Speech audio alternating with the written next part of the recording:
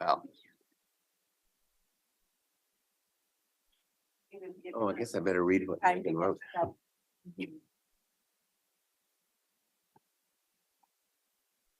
All right. Good morning, commissioners. Welcome. We're live and over to you, Chair Harrington. Good morning, everyone, and welcome to the April 11th, 2023 Washington County Board of Commissioners work session. We have a full complement of commissioners today. I just want to share that I will be standing on occasionally because my back has decided to spasm every now and then. So this is my work session room form of standing desk. So you'll see me switching quite frequently. Anyway, we have a change to the agenda today. Items 6 and 7 in our afternoon section will be coming back to us at a future date.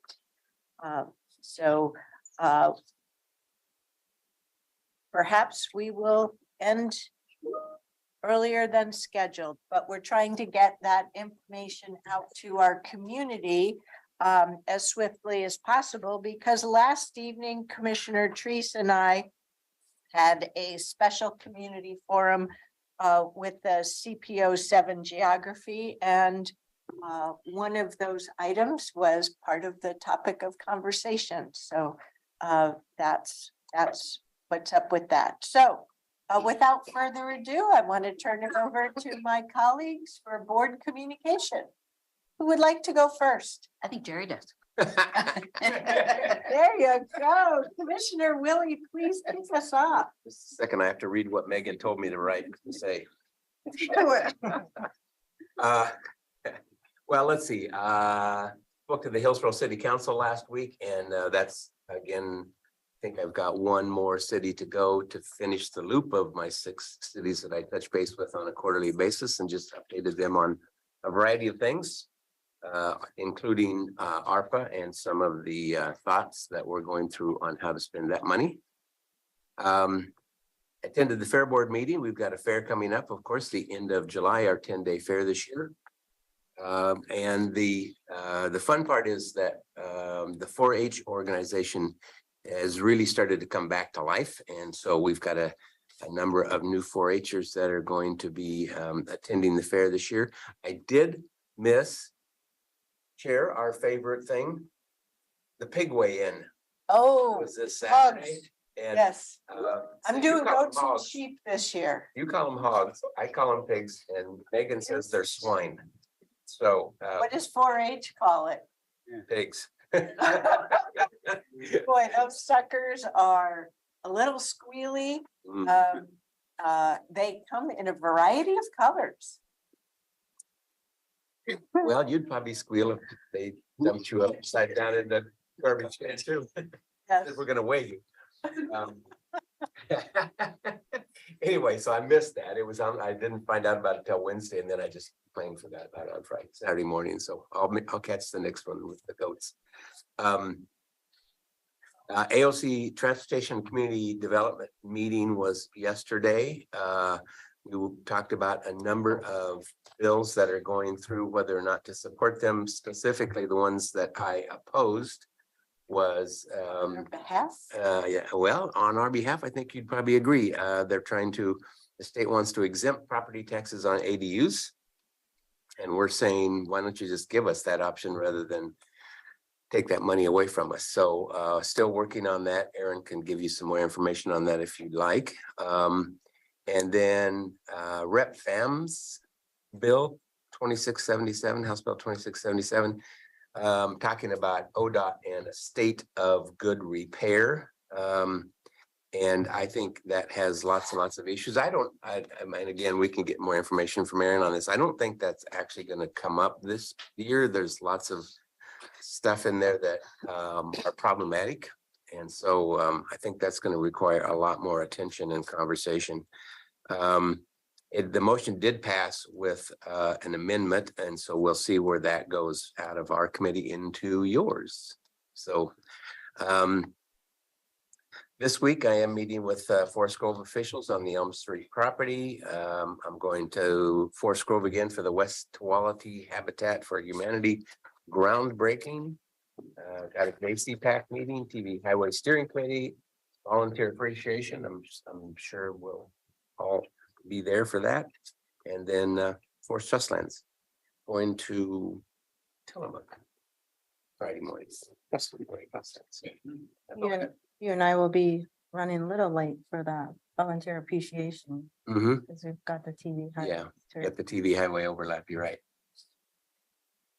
That's all I got. Who's next? I can. Go ahead. I can go next, Chair Harrington, and sorry to hear about your spasm. Good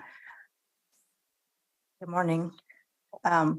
I wanted to start off, but I just will say, reiterate the volunteer appreciation. Looking forward to that. I enjoyed attending last year, so looking forward to this year as well. And we will be late. And then I have a few meetings just continuing the public health modernization campaign around asking legislators to support more money for the public health modernization, and then telling the story of what that means for us if the state were to get $150 million. What is Washington County? What do we get? What do we spend? And I'm very grateful, Mary, and your staff for putting those talking points together, and really appreciate it. It's good numbers. So we'll continue to have more legislators and staff. And just to close the loop on the Health and Human Services Steering Committee for AOC, there were two bills. I think Aaron here sent memo about the two bills that I was asking. We ended up supporting. It was a pretty straightforward. One was the request of Providence Health. One was the request of the governor, and our government affairs team were very supportive, and they sent that explanation. So I ended up supporting that, and it was a unanimous anyway. So no questions. And in that steering committee, we met. OHA has a new director, Batten, I think it was his last name. Great guy, interim, because the previous director resigned abruptly, and yeah, really excited. He has tons of experience about the pandemic. He was boots on the ground, as our staff know, and it was really good to learn more. And I think I said congratulations to him, and he was really excited about the work Washington County did around the COVID and pandemic stuff. And then lastly, one thing that I wanted to highlight, I thought I was going to spend my 5 minutes on this topic actually, but I sent an email last night or yesterday about we have the TV Highway BRT Steering Committee meeting this Thursday, and we come to a good point in this committee work where we're having the conversation or starting the conversation, what scenarios to eliminate from the conversation moving forward. And I just wanted to see if any of you had just a burning, do not eliminate the scenario kind of a comment, because we will have to speak for Washington County in terms of what scenario we think it's worth. I did send the comment from the staff, and I included in that email the staff that those comments came from. So any thoughts? I didn't notice in your email, and I might not have read it closely enough, just an overview of what the scenarios were. Yeah. So that's why I was like, okay, well, hopefully she'll highlight those in the meeting. Oh, okay. Yeah, I could do that. Yeah. Thank you, Chair Harrington. So I shared the I know March the meeting, documents are in but, there, but I didn't yeah. click through. So It's okay. In the email, I said staff are recommending moving forward option 1, 2A, or 3A. And Yeah, if that's those- my problem. It didn't, what the those numbers were. don't have any meaning to me. yeah, and I was hoping you all would click on the presentations I attached, but I can quickly tell you what one is. One is the whole corridor. One is, let's try to figure this, this is how much it will take to fix the whole corridor. 2A is the Beaverton to Forest Grove. And it's really, no, the Beaverton to Hillsborough, sorry. One is Beaverton to Forest Grove, the whole corridor. 2A is Beaverton to Hillsborough. And then 3A, which is what seems attractive to our staff and to a lot of people, is doing Hillsborough to Forest. Or Forest Grove to Hillsborough, however you want to say it. So what would you say? It would be good if we had some idea of, oh, wait a second. From this really would have been a good, useful, short work session topic of just presenting the 3 scenarios, a table of what's driving the selection of narrowing the scenarios, what are the key factors that are driving the need to do that, and as such, how to move forward. So, I mean, on one hand, it could be a matter of, for the near term timeframe, there's only the following federal programs available for the next 5 to 7 years. And therefore, given that scenario, we need to narrow this down. Part of this is because I have history with corridor planning for this very same extent as a Metro counselor. And so we just have to be very clear with ourselves with regard to our decision-making and the public as to why we're in the situation of needing to make it. So I'm not at all surprised that there may be a need for this. I just want to make sure it's as simple a summary as we can, and then help guide you as our rep going through that experience. Yeah, Chair, I wonder, now that we have some space on our agenda today, I wonder That's a if good idea. I can text Brenda and see if there's Aaron and Diami and Stephen did a really great job of just explaining this to us, and they could do it. But if they're available, yes, Tanya. Go for it. Thank you. So in Teams conversation, this is the benefit of technology as well with Okay. Stephen Roberts. The team can be ready this afternoon since we do have some time in our Great. agenda. So I just want to give a shout out to our team for their flexibility and listening in. Good flag, Chair. Terrific. Kevin, can you update the agenda for us? That's awesome. Great. I have 2 comments on, Yes. real quickly, and. Put your microphone closer, Roy.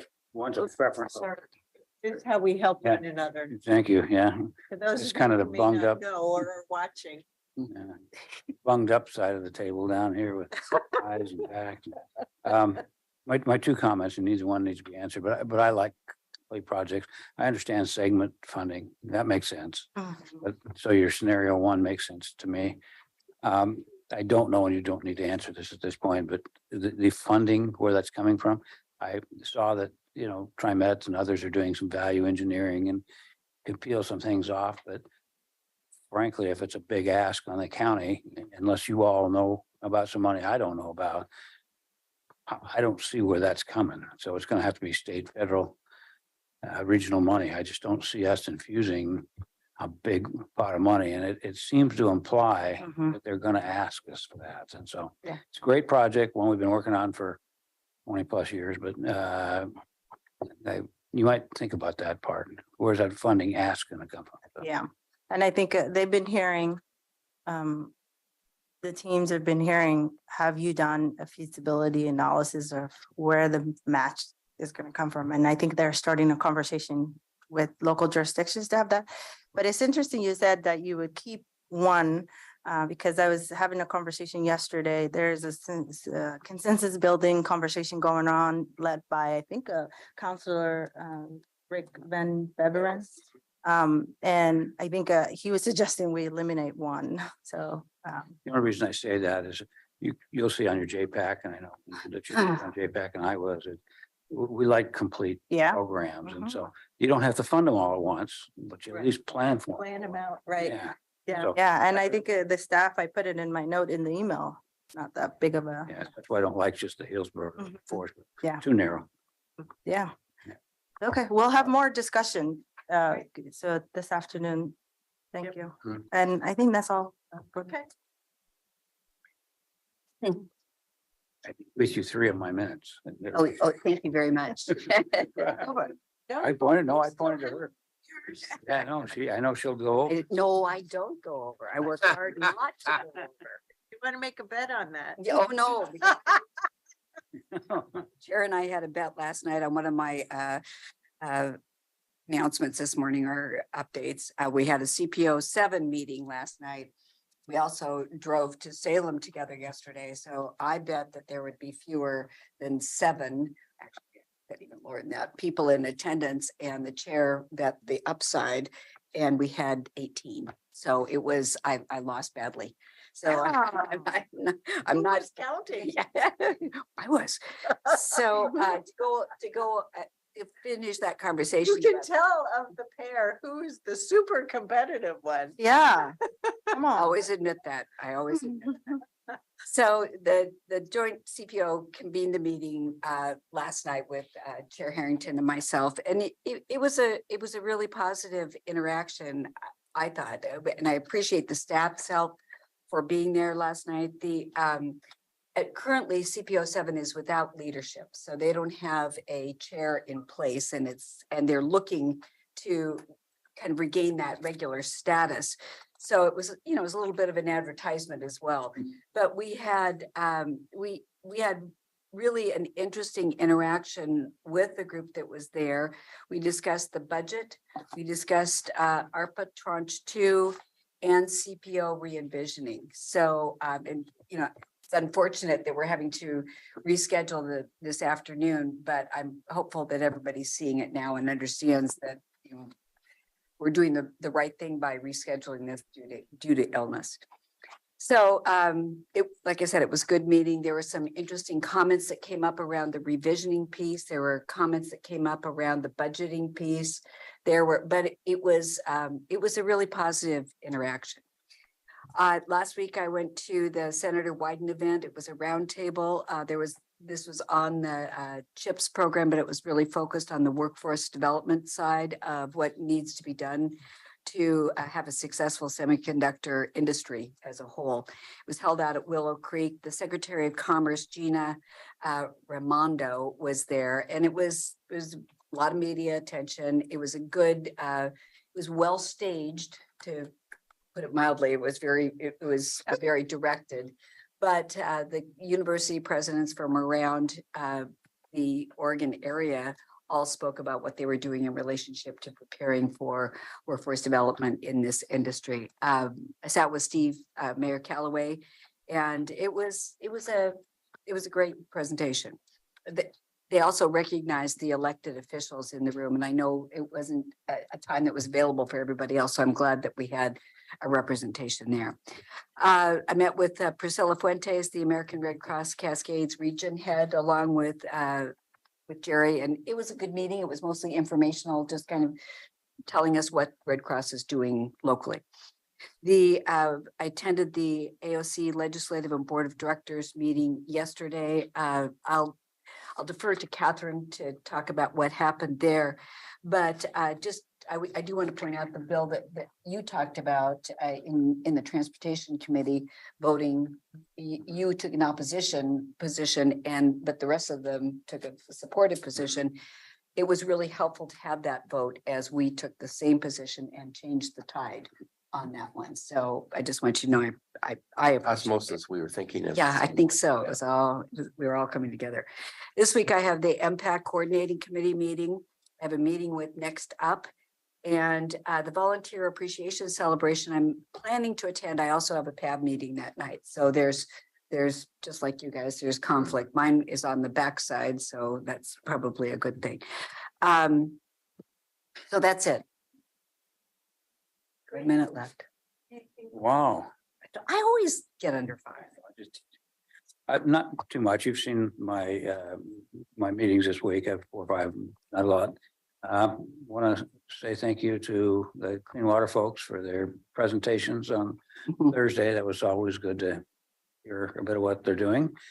I had a great conversation with Stephen and our soon to be departed Chris Steffenbach. I didn't realize she was leaving so quickly, and that is a real loss. She's a regional leader. She's just not Washington County, so she is a huge loss. I know where she lives. And Well, I don't, but that's good that you do. I'm gonna pass a motion that revokes her retirement. Yeah. So it's gonna be pretty simple. It was a surprise to all of us. But that would be wrong.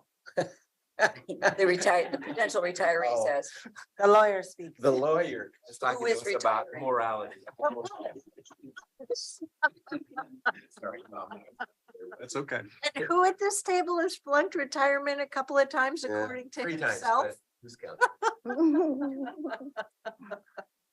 I've never flunked it because I've never even thought about it. But that's okay. Just 2 other quick things. One is with, had a nice conversation with the sheriff and the DA, and they understand obviously our budget plight and our understanding that they need to make some cuts, but I offered, and I think they probably approach others to do a little deeper dive. You know, I'm a numbers guy. I like to see what they're doing. They're contending, they have some real challenges and next year and the year after that. Which I probably agree that they probably do. Been meeting with Greg Munn, gonna do that again today. And my interest there is to see what's really happening. I also am very interested in the CIP program. I should bring it back because, and Tanya, you can disagree and all the board can, but Why, it's coming back. yeah, no, not coming back. What I'm about to say. Oh, okay. What I'm about to say. I think all of you will be faced with a rather interesting ballot, or not ballot, but a challenge, budget challenge.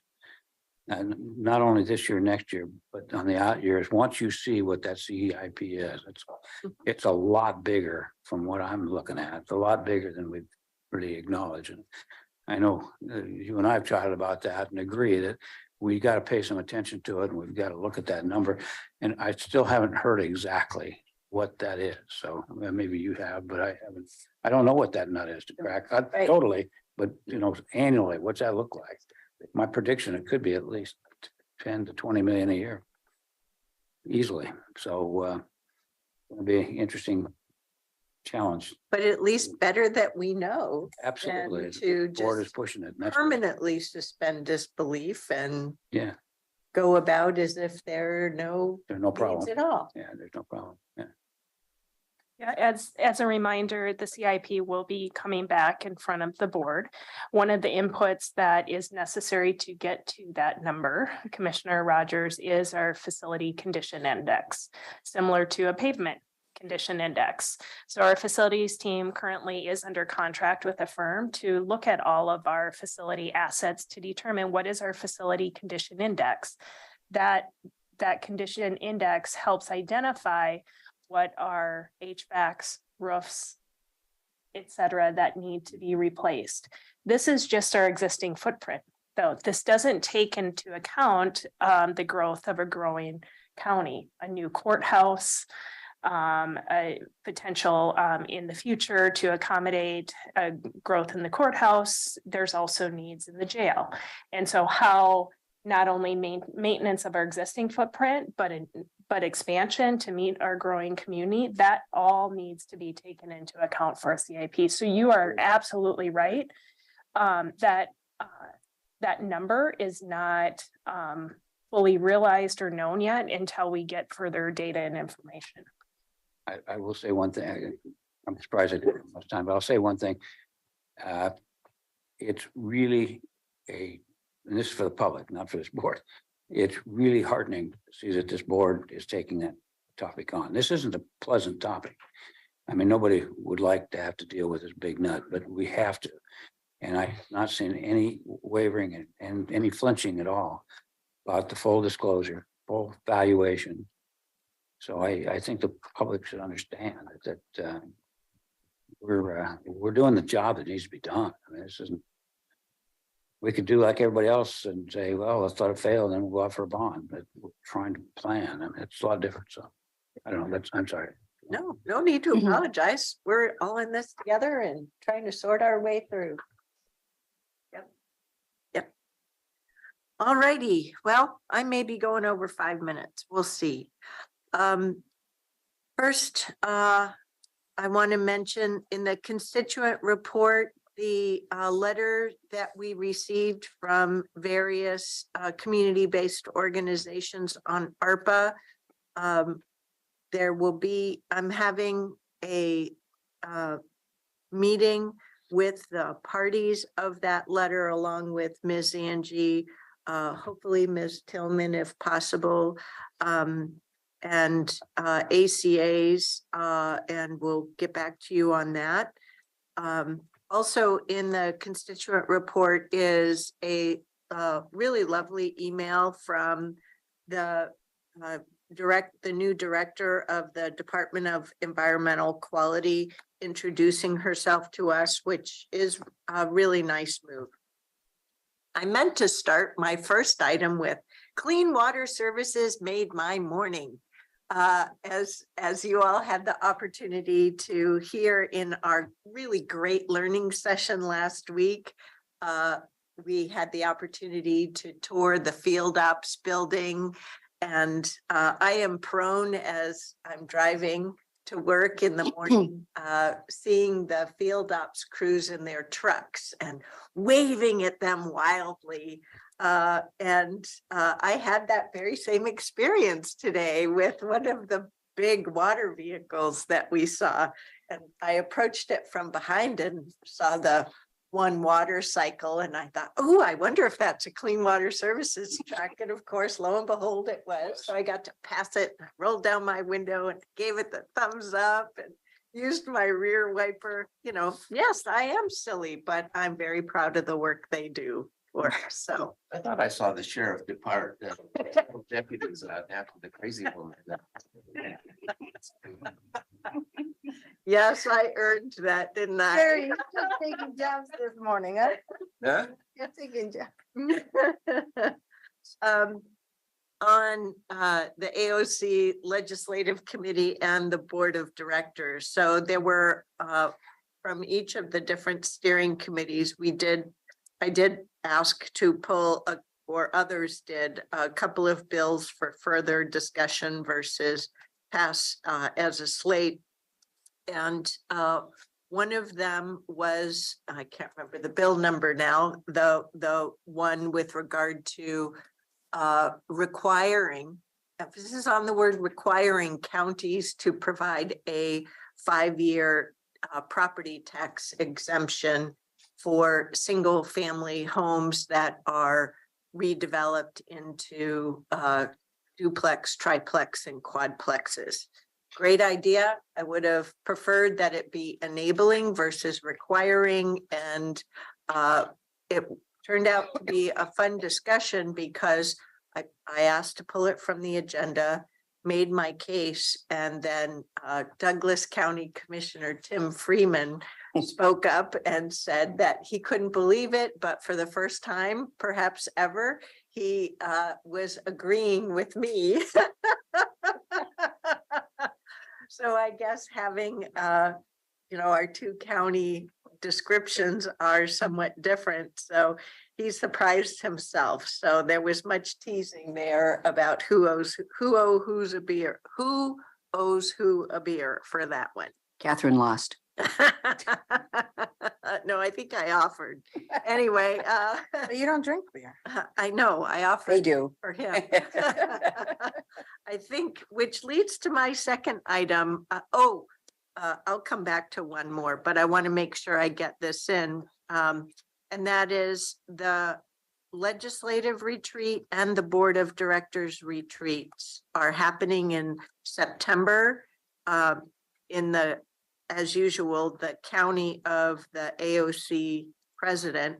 So they'll be in Klamath County. And the Ledge retreat is Friday, November 22nd. And the Board of Directors retreat is Saturday, the 23rd. That following weekend is our departure for WEFTEC in Chicago. So it just amazes me how my calendar's filling up all the way to the end I of the year. think you got the wrong month. You said November, didn't she? No, she said. September. Okay, I thought I was hearing November. I was thinking, wow, that's really late. And then Hey, you Then know we're me heading- in dates. I could have said November instead of September, September. okay. But yeah, no worries. I know I'm still adjusting to the fact that, whoa, it's April. So also with regard to all of that with the legislative committee, is Aaron here? Yes, if Aaron could come up to the table. I received communication from one of the AOC officers. One of the bills that we pulled off of the slate, let me back up. Usually a steering committee makes a recommendation to the Ledge committee and advances that for a slate. Any commissioner who has a position at the Ledge committee can ask to pull one of those off of the slate. One of those was Senate Bill 348, which is related to Measure 114 and guns. And there was much discussion. The steering committee had recommended that we take no position on this, which was in line with the organization choosing to not take positions on bills that are divisive, that could pull the organization membership apart. So we had that discussion again at the Ledge committee, had a number of motions, and the long and short of it is that we directed that that bill go back to that committee for further discussion. So AOC has no position. I received a text from one of the AOC officers asking what we would be doing with regard to that bill. And this is where, for your discussion, I wanted to make sure Aaron's up at the table. We don't have a position on this as the Board of Directors, which follows our operating practice that if it's a bill that doesn't directly affect us and is divisive, you know, we can choose to take no position. And that's where things stand. And I would say, let's continue with that on this bill. Other commissions who feel very strongly still have the right to advocate for what they want. And even individual commissioners here, once they make it clear that our board position is no position, you each have your right to articulate your individual position. That's the role of an elected official. So anyway, I'm getting too long-winded. Do any of you have any comments, questions? And that includes you, Ms. Doyle. What's the House bill number? It's a Senate Bill 48. And it makes changes to sorry, good morning, everyone. Erin Doyle, Senior Government Relations Manager. The bill itself changes what was instituted under Measure 114's passage by changing some specific things. I have not dug deep into the bill, but the two things that I've paid attention to are any ability to cover the costs of our sheriff's department. The bill has an increase in the permit fee, and then the potential for any liabilities for the actions that we might take. And there is some concern about the number of appeals that are possible and the cost to our general counsel's office in that area. So why are we not taking a position? I I think it's in our interest to stay focused on those bills that we really need to get passed. And this is an area where I know our legislators are, some of them are quite immersed in gun legislation, and I'm not sure that it's a good use of our limited time and energy to venture into this space. So. And Chair, we can always speak to costs as part of our principles, but not take a stance on the measure itself and represent the county in the conversation in that manner. I guess that's where I was focused on was the two items that you just touched on is the concerns that we absolutely have. So can we stay focused on that and not get immersed in the whole gun legislation thing? Based upon the discussion at both the steering committee and the ledge committee, we can make that, our staff can make that attempt. But in the realm of the conversation, those points really get lost. At the AOC committee was a very challenging conversation. The principles around measure 114. I think that your GR staff has the ability to walk into a room and say, regardless of what you're doing, we need to make sure that the county is kept whole. Yeah, absolutely. Yeah. Okay. Yeah. So it's just a choice about energy and so forth, but Yeah, okay. sharing facts, not a problem. Okay. Yeah. Okay. Thank you. Thank you, Erin. Also related to legislators, I had my somewhat occasional meeting with Representative Susan McLean, who gave me an update on the Interstate Bridge project. Today's Tuesday, so she was expecting that a bill would be dropping today, paralleling Washington State's work with regard to getting $1 billion out of the session and having a bonding package that would keep the state STIP whole and untouched. And as I understand it, that will involve bonding $250 million per biennium for each of the 4 upcoming bienniums. So 2023 would be that $1 billion allocation in order to get in the federal funding queue. So those bonding bills would follow by the end of the session. And there will be a whereas statement with regard to the projects that are still to be completed from House Bill 2017. So there's no abandonment of projects. And then there will need to be follow up with a package in 2025, as well as some work with 2023 interim. And there's also going to be some coverage about heavy vehicles and light vehicles, and taking a look back at EVs as well as moving forward. And separately is conversations or work on bridge tolling, I-5 and Abernathy. So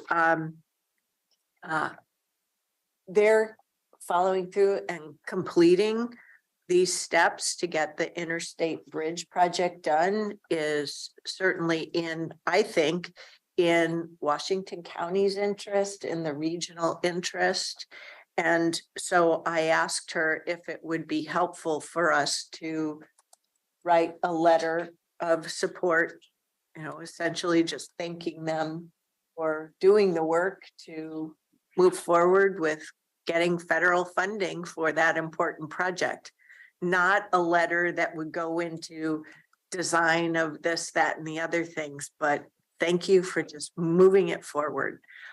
I chose, though, to not have something drafted up for consideration here because I thought it would be better to just take the first step and say, would you like to have such a letter crafted? Something simple but thankful.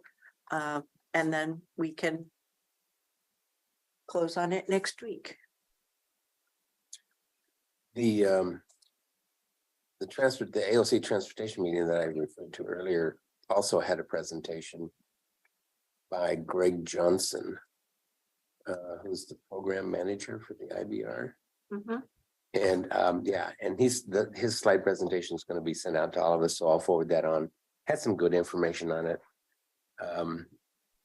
So yeah, I mean, this project's not going to be done until 2035. So I'm not trying to comment on all the staff level work, but rather to ensure that our legislators are getting Yep. a supportive message from us of thank you for following I'm through in on support of that. that. Yeah, absolutely.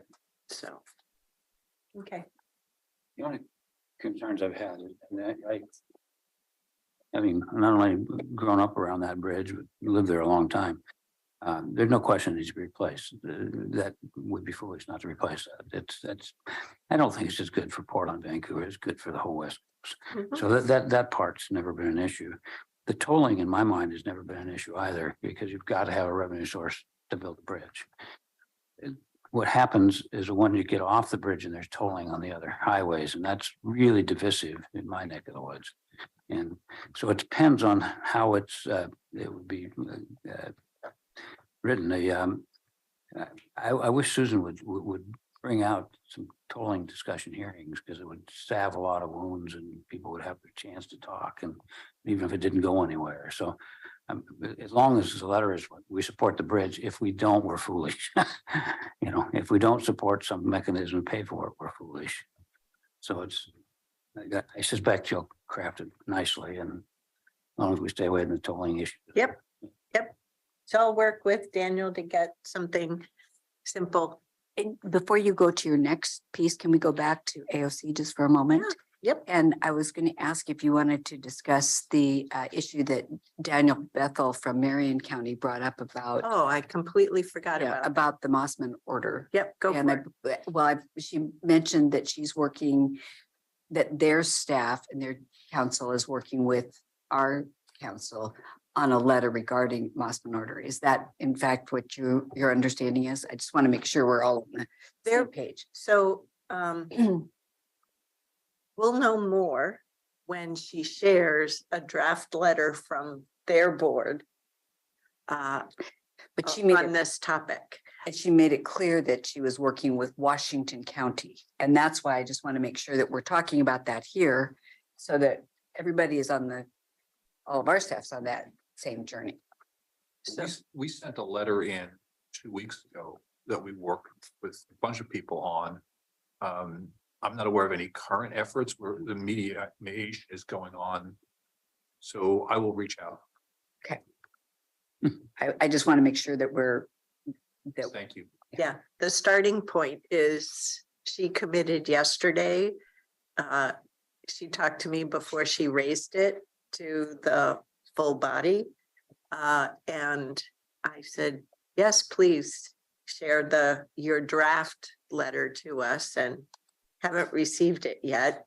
But she went further in suggesting that AOC and the president, Derek DeGroot, picked up on it as well, that AOC, he went so far as to say that he thinks they may proceed with a special assessment to pull legal counsel together, at least amongst all the counties.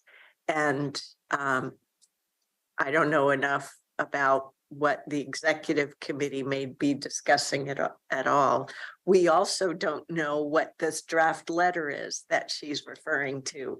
So a lot is being, or I don't mean to say a lot, things are being said in these meetings. I'd like to see the information first. And my only concern, I wouldn't have brought it up here if she hadn't been as adamant about the fact that she only mentioned Washington County as she's working with us.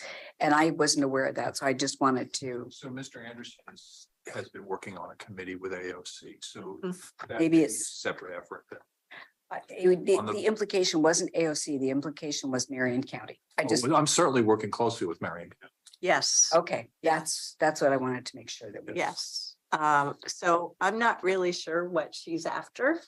So, Well, when we get to my opportunity to speak, I can provide you some more information on that. okay. I'll just finish, my last item. Oh, I forgot to also mention on AOC that part of the work at the Board of Directors, at the end of the meeting, we provided direction to the AOC labor bargaining for continuing the collective bargaining discussions with AFSCME, which represents the majority of the employees. My last item is the Northwest Labor Press newspaper has an article. This is the April 7th edition about the sheet metal workers and 4 Vancouver public construction projects where there was wage theft involved. And I just want to make sure as we proceed with our public funding for the 4 critical facility improvements that we're following up properly with the contractors for that work so that the wage support is there. That's all. I don't know that it's not. I just wanted to make sure that our staff has the opportunity to ensure that the good practices are being followed. That's all. So, okay, sorry it took so long. Lot happening. Yeah. Leadership communication, please. Good morning, Board of Chair Harrington and Board of Commissioners. A few of you had lifted up the volunteer recognition, which is on April 13th. Staff invite our volunteers from our many boards, commissions, and volunteers across the county to this event. We're pleased to say that the numbers are looking over 200 volunteers that will be in attendance.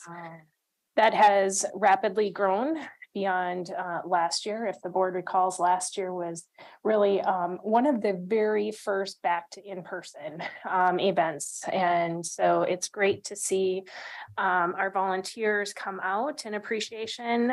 This event is at Wingspan Event and Conference Center on Thursday, April 13th from 5:30 to 7:30. And once again, this is an invite-only event for our volunteers. I do want to provide a brief update. I understand that it had also came up at your CWS Learning Day, just an internet outage. In addition to CWS in a countywide partnership through Hillsborough for internet support that also impacts Washington County. So known as the bug is our internet service provider, or our ISP, which is similar to Comcast or Ziply Fiber, and it's operated through the city of Hillsborough. I do want to note this is a single point of failure for us. So when the internet goes down, there are interruptions. This internet service provision has provided us well. However, we are at a decision point moving forward.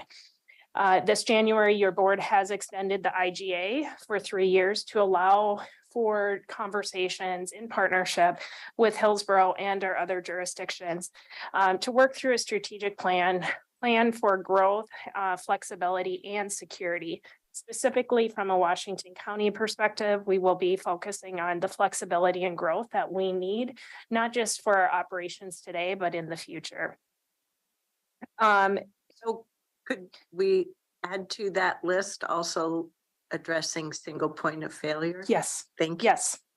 Yes, and that is included in that list. Great. And I want to dive a little bit in what that means for single point of failure. We are in essence one agency removed when there is a point of failure. So to prioritize work there are interruptions since we do have 24/7 service provisions within the county. Anytime there is an internet interruption, it does impact work across the county because we are so reliant on internet software for our service provision now. And so being that one step removed, we don't have the ability to prioritize that work above other work.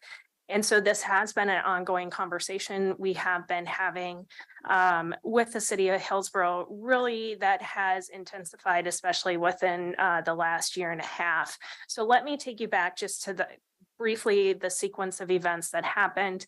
Bug was attacked Monday evening last week, which impacted members from accessing the internet.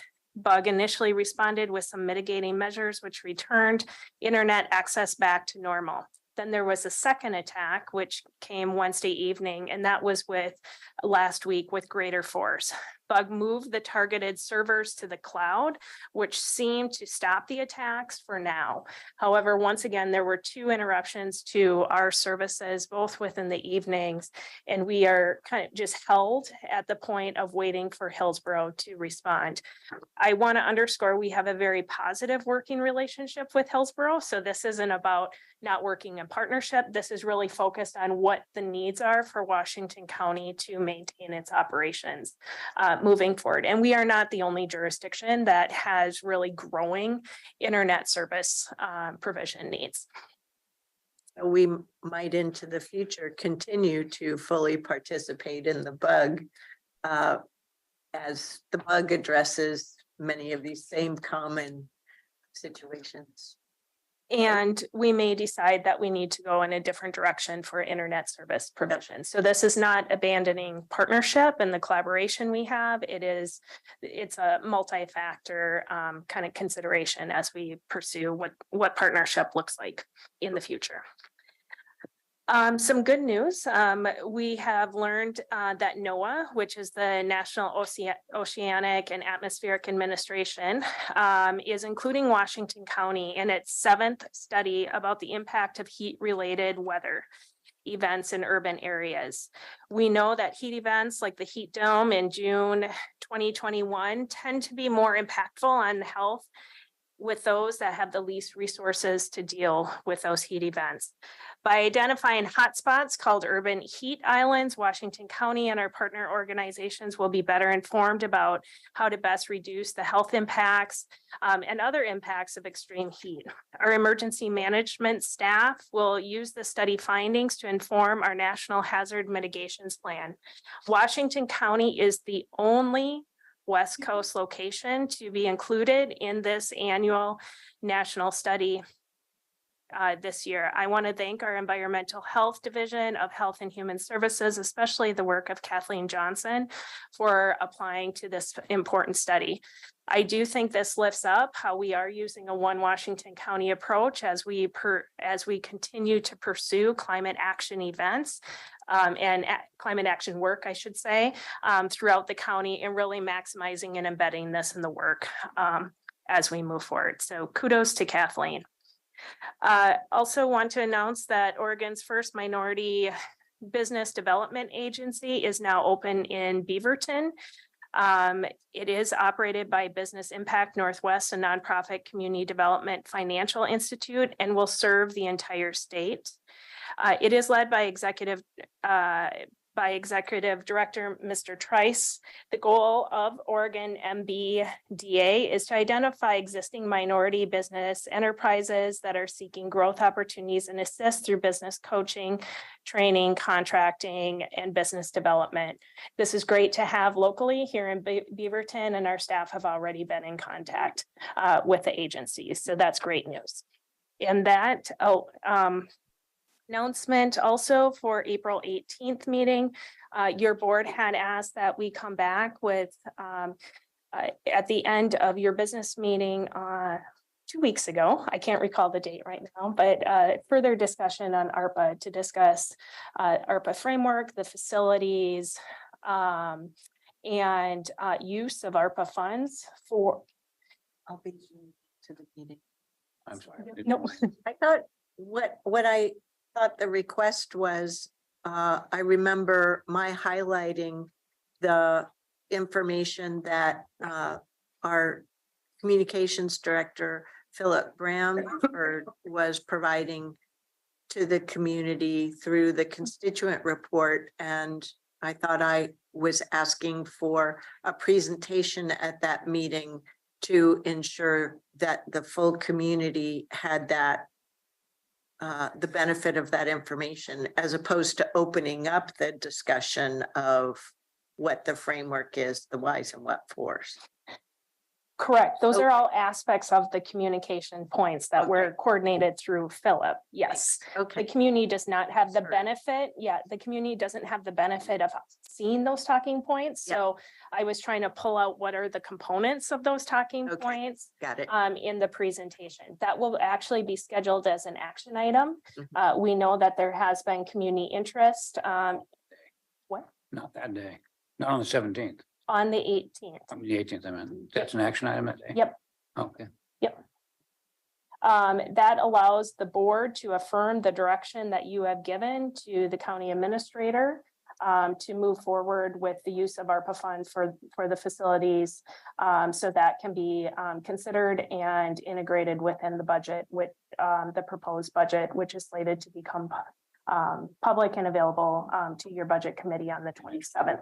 Yes, but you're correct that in the understanding that I will be attending by Zoom, but as the vice chair for good practices, I'll be relying upon you to be running that meeting.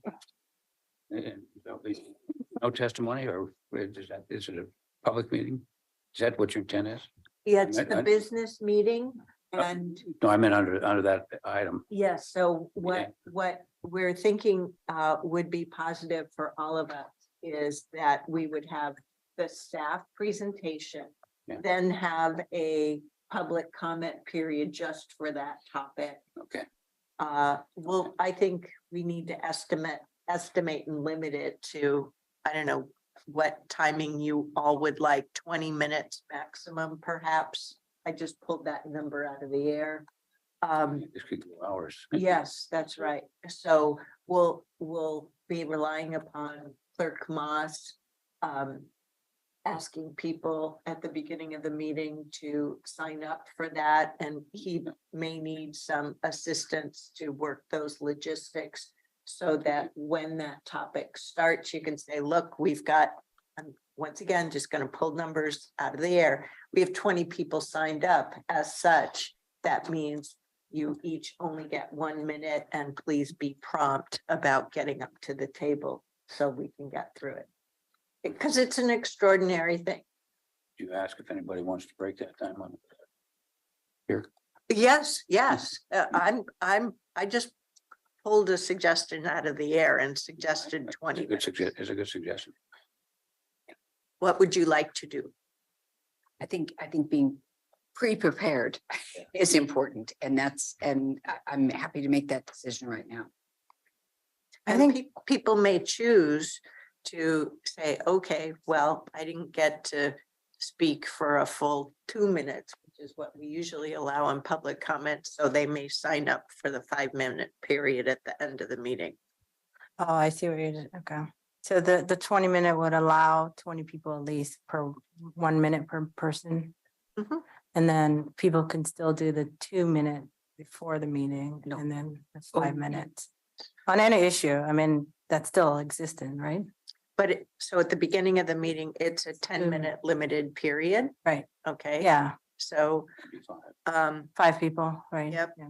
and so we're trying to put a system in place to direct people to use that time. We don't know how many people are going to sign up. I just pulled the number out of the air, so it will be easy to do the math.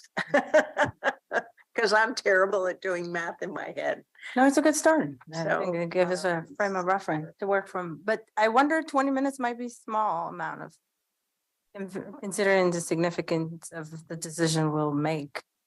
Well, I'm comfortable in our direction from our prior meeting. And I know from the acre meeting as well as constituent response that there are a lot of opinions differently.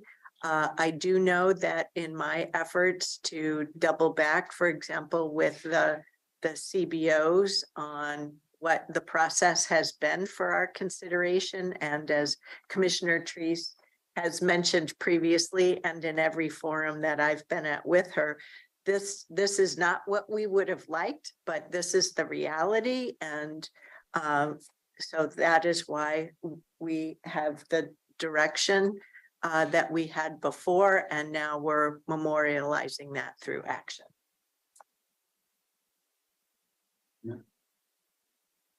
What do you think? Time? 30 minutes. What else is on the agenda? And what, I would you don't- say, 15 people or for 2 minutes or 30 people for 1 minute? Oh, at the end of the meeting, the 5 minutes? No. No, This No, is the this- 30 minutes. I'm talking about the action, right? The 30 minutes is the action. right. Yeah. So your That- colleague is asking you to think through the whole. I'm asking you if we have 30 minutes for public testimony For the action item. for the action item, would you want 30 people at 1 minute each or 15 people at 2 minutes each? Depends I on think- how many people showed up. Yeah, it 30 depends on at how 1 minute. minutes, But it's but I think less- we should.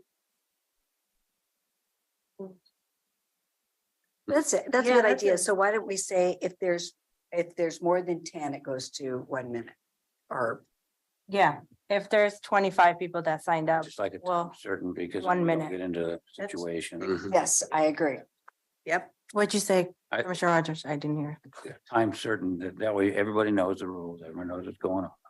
I think I remember us doing this, one of our budget hearings. I don't remember if it was 2021, but it was 2022, but I think we had a bunch of people that signed up and we did 1 minute. And I think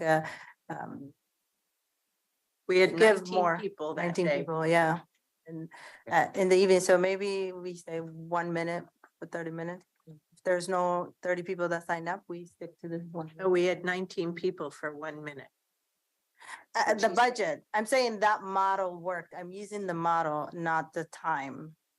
I'm saying the 1 minute, the community knows. So I think I'm hearing you say, no matter how many people are there, 1 minute. And Yeah. And cap it at 30 though, right? Right. Yeah. Cap it at 30 minutes. Have it 30, but if there's somebody, how I always like to do it, you guys can do whatever you want, but the 30-minute would be the time frame. Okay. Okay. If there's somebody who says, I'm here representing 50 people in the audience, Oh. can I have 2 minutes? nope. What are we gonna do? No? I think in the budget, we said no, right? The practice that year. Well, I like to know that. Yeah. every meeting can be different. Sure. Okay. So, Bring, nope, but you can have however many people sign up, if they sign up early and, okay. So, we don't go in and start changing. That's hard when you go in and start changing. it. I agree. Yep. I agree. And I think it's smart to have this discussion now. Yeah. Okay. so if it's greater than more people, we're switching to 1 minute.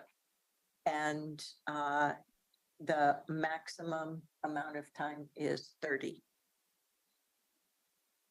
Got it. I didn't hear what you said in the very beginning. If it's what? If more than people sign up, More than what? if more than 10 people 10 sign up, I thought that Nafisa said, no matter how many people sign up, it's a minute apiece, but with a cap at 30. I think the chair is suggesting an alternate with Okay. the 30 minutes. It does, I'm fine Okay. with either. fine. 1 minute, we'll keep it the simple as possible.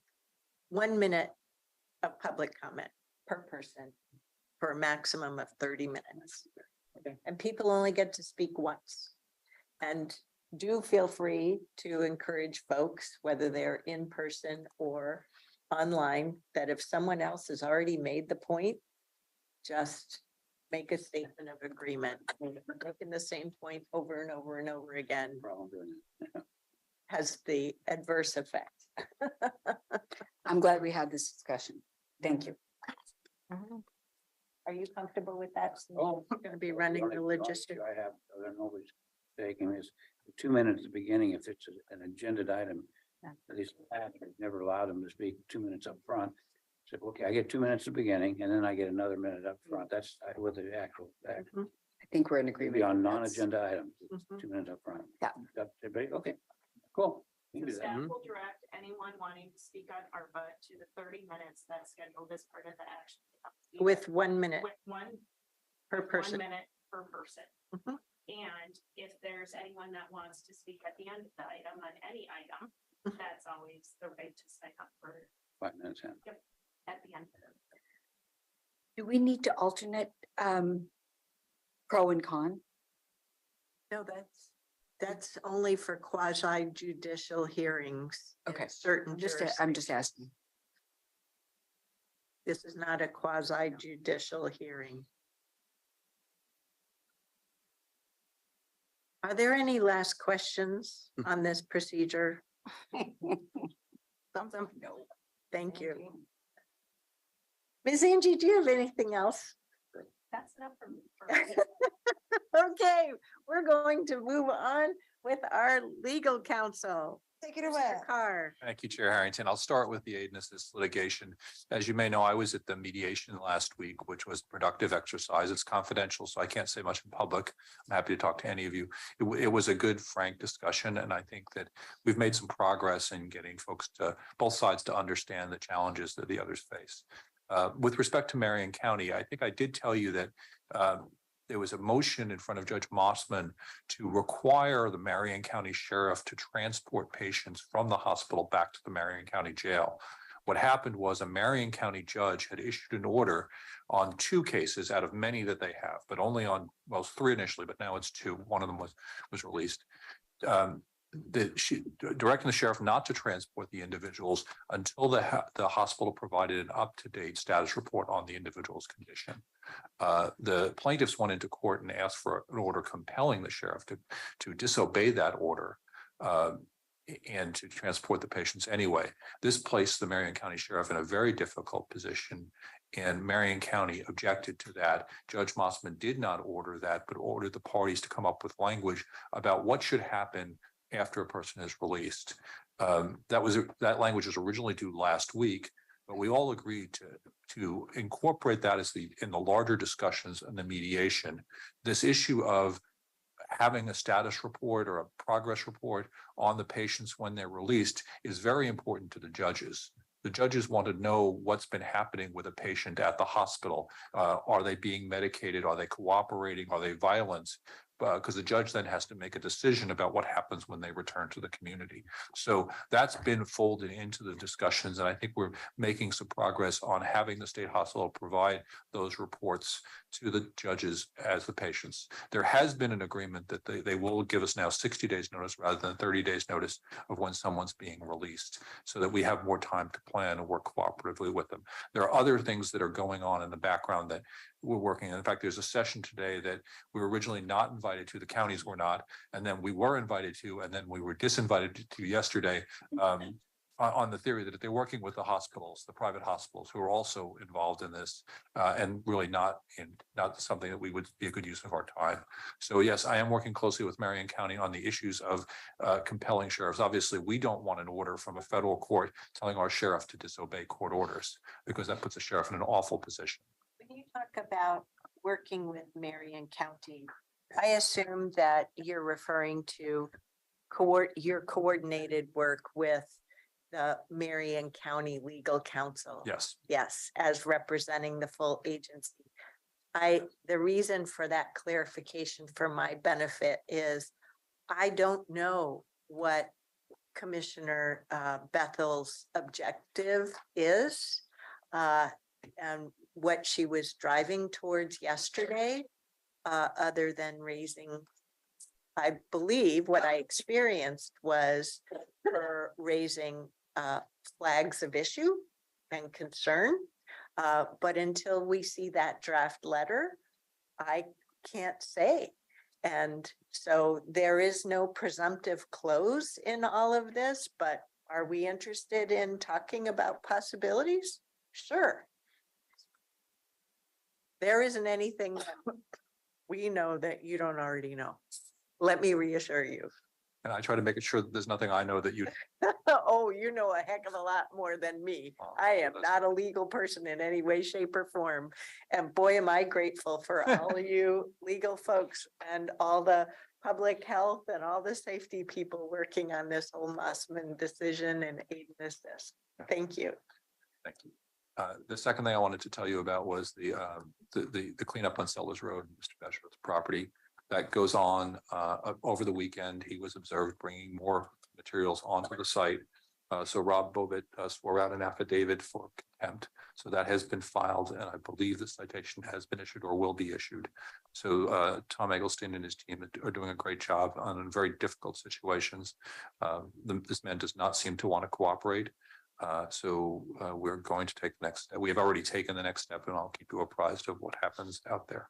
Is this a mental capacity or competency issue? I don't have Or the just capacity, the ability to judge that. outright, want to be independent and do what I want to do irrespective of any laws? It's really troubling. It is, and I feel for the community out there having to put up with this and the health and safety risks, and frankly, for our Health and Human Services team, who are having to do this work and deal with these difficult issues. So we're providing support, and they're very difficult work. Can you tell me, I've never quite understood what the final action would be if there's someone defiant and they keep on doing what they're doing. You get an order to cease and desist, then what? What's the steps? Something I know something about. So contempt. Yeah. Contempt of court can be punished in two ways, civilly or criminally. Criminal contempt is like any other criminal charge. It has to be proved beyond a reasonable doubt. You're entitled to a jury, and you can go to jail for it. Civil contempt is compulsive. So that is, the judge orders you to do something and says, you're going to sit in jail until you do it. And the judge has the power to do that. That power is limited by the Constitution. You can't keep them in jail forever. At some point, the judge will decide that it's futile. The person is never going to comply, and then theoretically can bring a criminal contempt charge. Hopefully, people are convinced by spending some time in jail not to continue the behavior. How long does all this take? I don't want to spend too much time on this, but I mean, the poor commissioner from that district, I'm sure hears plenty of it, as well as a chair. And is it months and months yet to go through some process? No, I don't expect that. I expect there to be, I leave it, I'm not going to, I don't tell the sheriff how to do their business. They decide whether to arrest or not. They have probable cause to arrest now, I think, and they could, but we're not telling them that they will do what they're going to do. But that's going to happen this week. So, and then it depends on the judge's schedule and how seriously the judge takes us. And I believe they will. I believe we have a compelling case for outright contempt. Okay. And I'm very comfortable with the fact that we have supported our staff in doing what is right for public health and for the neighbors.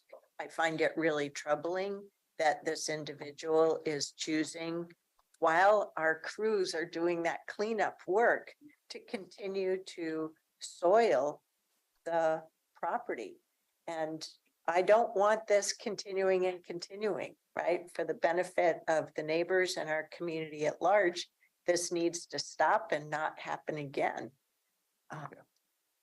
And I think our staff needs to see that leadership as well. Yeah. So that's important to me. So, if for the sake of the neighbors, they need me to get in front of cameras and highlight that this is bad for the community as a whole, you'll let me know. Okay. Well, yeah, we try not to try things in the press, so we'll take it one step at a time. Of course, I support that. yeah, What I'm as I said. suggesting is an extreme tool. Yeah, the final tool that we have been reluctant to use is assessing a lien against the property and ultimately foreclosing it and taking Yep. it. We try not to take people's property from Right. it, but that is in the back pocket, and Yep. that ultimately, Commissioner Rogers, your question of where does this end? Unfortunately, that's where it could go. We hope that it doesn't go to that. As I said, we don't want to take someone's property from them, but someone who's this abusive, that's an option that we have. And understand that and we'll work towards that if necessary. Our One Washington County approach is just terrific. This is yet another example of that. I just want to make sure that our story is well understood by the community that we serve and the representation of that really excellent work. And I very much appreciate that. So the final thing I wanted to brief you on was the special meeting that we've scheduled with the Housing Board of Directors, tentatively scheduled with the Housing Board of Directors for Friday morning at 8 a.m. I polled all of the directors and that seemed to be a time that worked, particularly for the outside directors who have to get to their jobs. I will note today that our team has been working on the due diligence, examining the property. The purpose for this meeting would be to allow them to waive contingencies and make the down payment firm.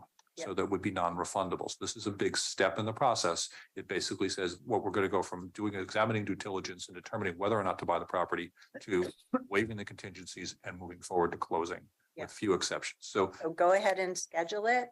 And if we can always cancel it if things don't work out, and do any appropriate 72-hour beyond. And I just want to remind us that we have to be in the room for Yeah, I that. was just. no, you don't. No. It's a Not public an meeting. It's not executive. executive. It's a public meeting. Yeah, Oh, so God. especially for the outside directors, I would prefer to Oh, have I them see. available. Thank you. I will certainly be here and any of you who want to join me in this room can, in the other room, I guess, can. Thank But you. you're able to do it by Zoom. The joys of being the presiding officer is knowing the details ahead of time. I do want to connect this to our earlier conversation. I am currently working with staff to potentially reschedule the ADA and the CPO presentation for Friday morning. So that would mean you would be here from 8 a.m. until about 11 a.m. for those two items. Yeah, I will not, Person here. I will not be making that. Not I in have to person. leave for Tillamook at 9. I have to be in Tillamook by 10. Okay. So we'll just have to look at scheduling it, those two topics on a future Tuesday. So the work plan is going to continue to get impacted. And those two items, we do need to move forward in May. So we tried to keep your May light, but just be aware. Onward, ho we go. So because you won't be there, we're not gonna do them. Okay. Yeah, just Yeah, and I clarifying mean, heard that ideally, correctly. it would be good to have all commissioners there for the first presentation of I would ADA. agree, and I Because this is the apologize. first, no, these are schedules. Well, thank you for flexibility. That's all I have. Great. Oh, Can we proceed? where's-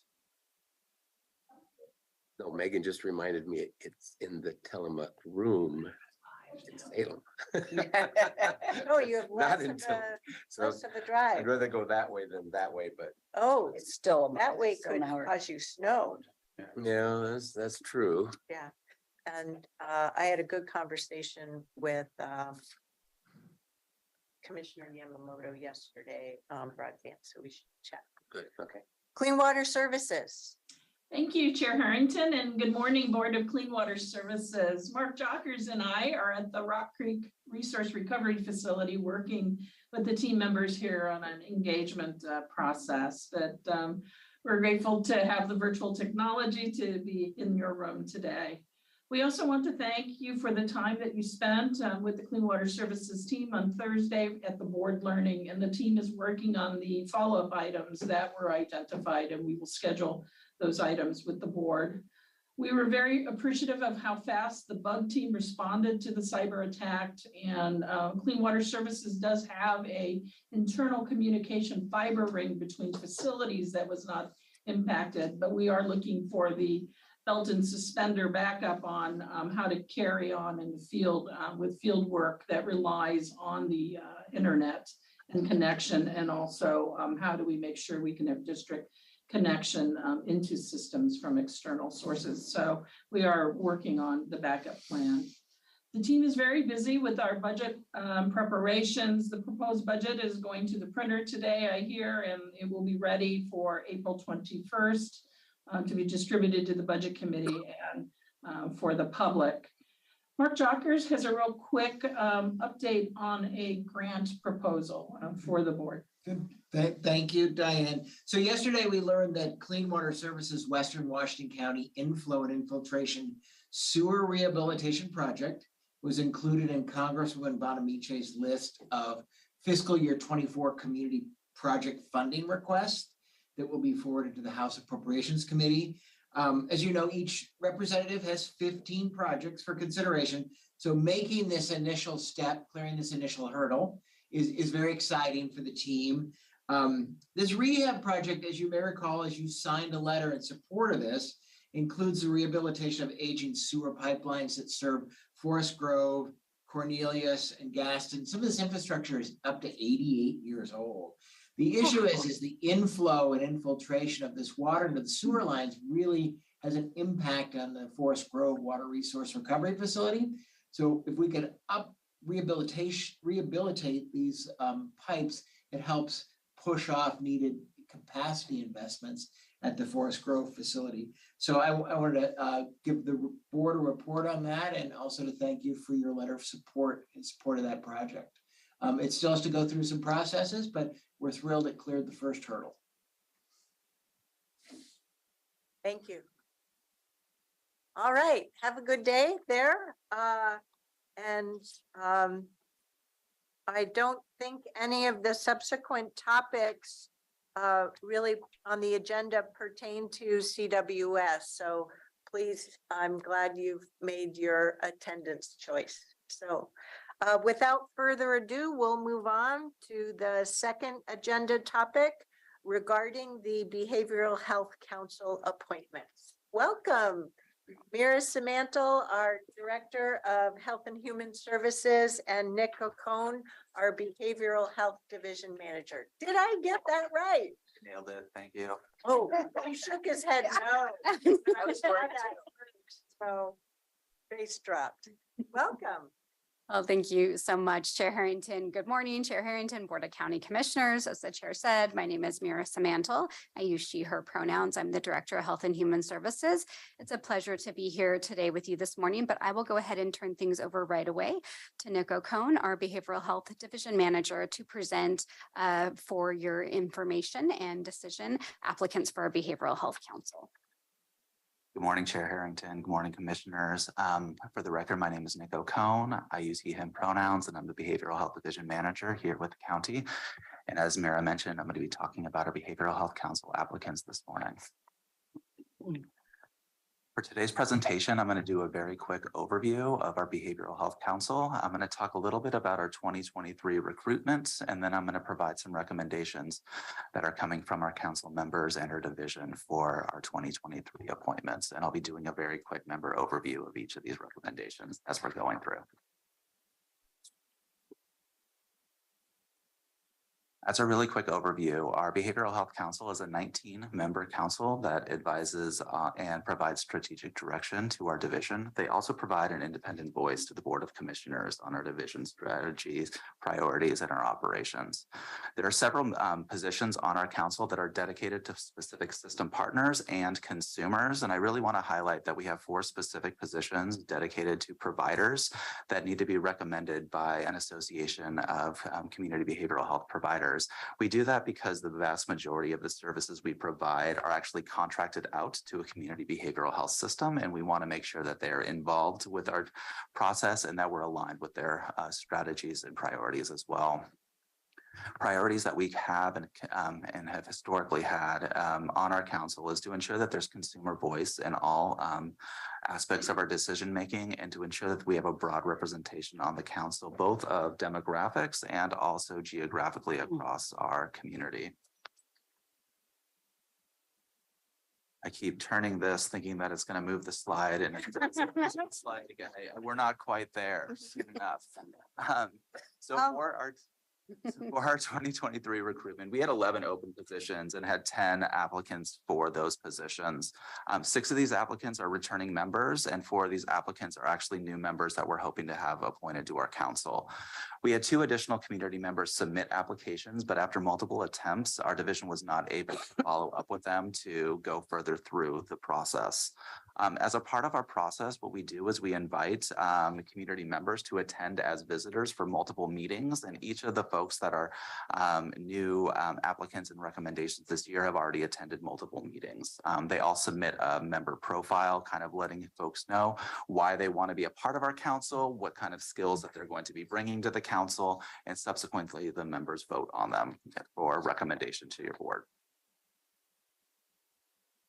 So here are our recommendations, and I apologize, there are a lot of them this time around, which is a good thing, right? For our members at large, we're recommending Carol Greenow. Carol is a former clinical psychologist and a community advocate in Washington County. She's a resident of our county in District 3. Carol is a current BHC member and a former BHC chair who's actually applying for her 3rd term. We typically allow 2 terms on our council. Carol actually only wanted her application to go forward if there weren't enough applicants to fill. She identifies as female and white on her application materials. Karen James has served 1 term on our Behavioral Health Council as a family member of an adult. Karen currently serves as our BHC chair. Karen is a Washington County resident and lives in District 1. Karen identifies as female and white on her application materials. Eric Schmidt is a self-employed as a communications and community consultant. Eric currently has currently served 1 term on our BHC and is currently elected as the chair in waiting on our council. Eric also sits on the Washington County Housing Advisory Council and is a resident of District 1. Eric identifies as white and male on his application materials. Stephen Youngs is another returning member of our members at large. Stephen is a community manager working for Quad Inc. Stephen is currently a Behavioral Health Council member and was the BHC chair in 2022. He is a Washington County resident in District 1 and identifies as male and white on his application materials. The next couple of members, Laura and Tammy, are new members that we're recommending to the council. Laura is a certified recovery mentor working with the Northwest Instituto Latino. Laura is a Washington County resident in District 4. Laura's been visiting and participating in our council for several months prior to this recommendation, and she identifies as female and Hispanic or Latino on her application materials. Tammy Shear is a counselor and a faculty member at Portland Community College. She's a resident of District 3 and identifies as female and white on her application materials. We have 2 behavioral health providers that we're hoping to recommend. Well, we are in fact recommending today as for positions. They're both returning members. Marcia Hilly is the executive director for Sequoia Mental Health Services. Marcia has served 1 term on our BHC and the provider of mental health services, and she identifies as female and white on her application materials. Kim Cooper is the clinical manager for Morrison Child and Family Services. She has served 1 term on our BHC and identifies as female and white on her application materials. We have a new member that we're hoping to recommend for our K-12 education position, who's Francesca Sanapi. She is the Equity, Access, and Engagement Officer for Hillsborough School District. She is a county resident and lives in District 1. And Francesca, identifies as female and Asian or Pacific Islander on her application materials. And finally, Jennifer Yonker is being recommended for our Child Serving Agency position. Jennifer is a senior program coordinator working with the Washington County Juvenile Department. She is a resident of Washington County living in District 4 and identifies as female and white on her application materials. Includes our recommendations. Commissioners, do you have any questions or comments? I think you referred to Stephen Youngs as District 1, and I just want to confirm he's District 4. So that's what your paper says. That's really just informational. Yeah, I know. Just want to make sure that District 4 is in there. My member profile did not match what I put in the matrix, so I'll make sure to, yes. So just as an aside, we have, through the Civic Leaders Program, have invested a lot over the years to try and ensure that more community members are encouraged to serve on boards and commissions. And I was just wondering if you had any information about why Ms. Matkar and Mr. Singh have not sought reappointment after one term. Yes, that's a really good question. We worked really closely with both Ms. Matkar and with Mr. Singh. Ms. Matkar actually moved from Washington County and is living now in the Newburgh area. So she's no longer a Washington County resident and was not, she wasn't eligible to reapply based on our bylaws. Mr. Singh was an active member and was no longer able to participate because of a new position he received during his term and was not able to continue to commit to the meeting time that we had identified. Yeah, yeah. That I think is good information to document, particularly as our auditor might continue to examine our participation. And I know you've made tremendous efforts to try and both recruit but also support our community members in having a meaningful experience.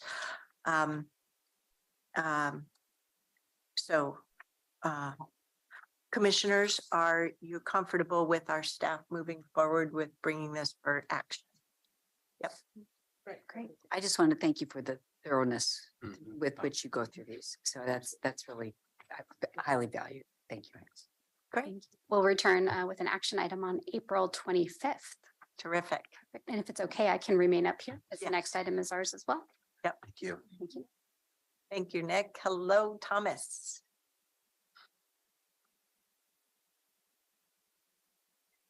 All right, well, once again. Correct. The crack, yes. So good morning again, Chair Harrington, Board of Commissioners. In case any public are just now tuning in, my name is Mira Samantel, Director of Health and Human Services. We are here to recommend committee member appointments for our Garbage and Recycling Advisory Committee, otherwise known as GRAC. With that, I will turn it over to Tom Eggleston, our Solid Waste and Recycling Manager. Thanks, Mira. Good morning, Chair Harrington, Commissioners. Happy to be here today. My name is Tom Eggleston. My pronouns are he, him, his, and I am the Solid Waste and Recycling Manager in Health and Human Services. Before we dive into this presentation, I just want to say that I really appreciate your board's leadership and would echo the comment about the One Washington County approach with this Sellers Road abatement. County Council has been a huge support to us. The Sheriff's Office has been up there supporting our team every day. And it's been a really monumental effort. So we're really appreciative of your comments and your support and your leadership and the rest of the organization rallying around us. So let's talk about Garbage and Recycling Advisory Committee appointments. I shared this picture and I told Mira I would give some context to it because she's petting a falcon and it doesn't look like it has much to do with garbage, but we use falcons, or our providers use falcons to control nuisance birds at garbage facilities. This was actually taken during an advisory committee tour of the Hillsborough landfill last year. And they were able to bring their falconer out and show us some falcon tricks. And it was really cool. They're pretty amazing birds, and they are controlling the nuisance, mostly seagulls that come in off the coast to the Hillsborough landfill. And they do that without noise to help neighbors not experience noise cannons or air cannons that we're often see in the vineyards. And they also don't kill the seagulls. They are trained not to use lethal force on the seagulls. So it's pretty cool. Wow. Yeah. I don't think I knew that. Yeah. I'm be honest. Garbage and recycling. It's an amazing world. Yes. When Mira took over, Mira started as the, when I started working with Mira, she always commented on how entertaining and exciting the garbage world is. It's mind blowing. It is fascinating. Never a dull day in garbage. And there are great careers in garbage and Yes, recycling. there are. When is, just a side question, when is the next?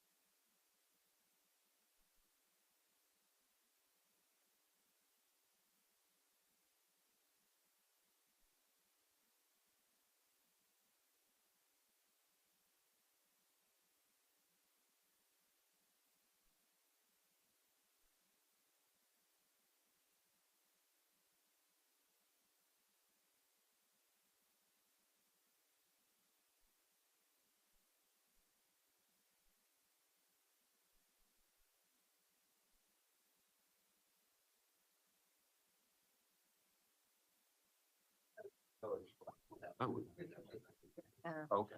Joyous noise is a wonderful thing. Yes. That's a well, well put. Joyous noise.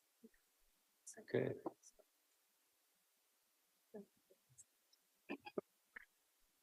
All right, back to you, Chair Harrington. Thank you. And thank you to Commissioner Fye for reminding me that we had a draft letter for consideration. We'll come back to that just before we take our lunch break. So, housing staff, please take it away. Good morning, Chair Harrington and Commissioners. My name is Komi Calavo, Housing Director. We thank you for your time and also for your leadership and support. So today we have in front of you homeless services plan. So this is from the homeless division of the housing department, and they've been working very hard. The continuum of care group and also the supportive housing services group to align all the work. So for our consumers, it's very seamless. As you know, about 3 years ago, all we had was a continuum of care with matching funds from general fund and the public safety levy. That's about 5 million. And today with the voter approved supportive housing levy, we are looking at 85 million homeless services budget. And then the governor's recent executive order will add another 7.9 million. So we like the numbers that we are seeing supporting this work so far. And this is all geared to address unsheltered homelessness. So all these new resources and program growth have been organized and prepared for you today. It's very informational, a lot of details and clarifications for the public and for you. So this work represents our community's plan to create an abundant and equitable housing solutions for our community over the coming years. With all these resources and our community commitment combined into one homeless plan. So we're excited about this work and the resources coming our way and the ongoing work that our team is doing. So with that, I'll hand you over to Catherine and Jess, who will work you through the details and very good information, I think. Thank you, Komi. Could you pass the little clicker? Good morning, Chair. Good morning, Board. Pleasure to be with you. Jess Larson. I use she and her pronouns, and I'm your Supportive Housing Services Program Manager. So I will provide kind of the framing of the context that helps us prepare for drafting our goals for the coming year. And our goals are the ambitious yet achievable efforts we intend to put underway with our community partners and through our staff and our programs in the Homeless Services Division, and hold ourselves to account to these goals as we march forward into the next program year. So in this presentation, I will start with the state of our system, where we are today, and we'll take you through some data points on understanding our unmet need, what's left to do in our system. And then I'll pass it over to Catherine to walk you through the goals that we are proposing for our coming fiscal year, the budget we have to help us achieve those goals, and then we'll turn it over to you for your early feedback. This is a drafting process underway, and we anticipate that the final work plan for the fiscal year won't be final, or for the coming year won't be finalized until the budget is approved and we have all of the plans in place to help us achieve these goals. So first, starting with kind of the lay of the land, you're becoming very familiar with all of these funding sources, but it's just worth repeating that all of these resources come together to create one homeless service system. Certainly, we are overjoyed with voter approval of the supportive housing services measure, and that work joins an already set forth through our continuum of care program, as is true with our governor's executive orders recently, which will add important resources specifically to focus on unsheltered homelessness in Washington County. And all of that work together is our homeless service system, and we'll walk you through those goals and how those resources are all going to work in concert together. kind of a state, sticking with the state of our system as it is today. We bring early and preliminary. We need to underscore that this is draft data, preliminary numbers on our point in time count for 2023, but it's very hopeful outlook. You can see we have a potential lower count of homelessness overall, and a growing percentage, significant percentage of our homelessness in Washington County is indeed sheltered in our growing sheltered system. And the smallest number to date, it's again preliminary, but 169 individuals who are unsheltered. It's worth noting, or unsheltered, did I say that correctly? Sorry, 169 unsheltered individuals. The total population is increasing. Overall, as a trend, yes, it's down a little bit since the previous year. 537, oh, that number. Oh, yeah, the total number. We don't have the total number listed here. We'd have to do some. House or unhoused. Population's increasing. Yeah. Well, it's down in 23 though, Right. Well, in just total. one year over year, Yep. but as a It had societal increased. trend, yes. It's cool. We'll have much more. But our population across our nation and state continues to grow as well. Yeah, Yeah. My silly point was just that people think somehow we're gonna deal with a finite number and that's gonna be done. It's growing, and so you have to keep adding units. Yeah, it will continue to ebb and flow. Yes. Yes, yeah, you're right. Well, a great transition to our next state of the system. This is data reflecting our system's capacity and growth in recent years. So look at that impact of those SHS funds underway, significantly scaling permanent housing and beginning to scale up our rapid rehousing capacity to serve our community. In 2022-23, the current fiscal year, and yes, of course. The permanent supportive housing doesn't look like it's changed That's right. a whole lot. Okay.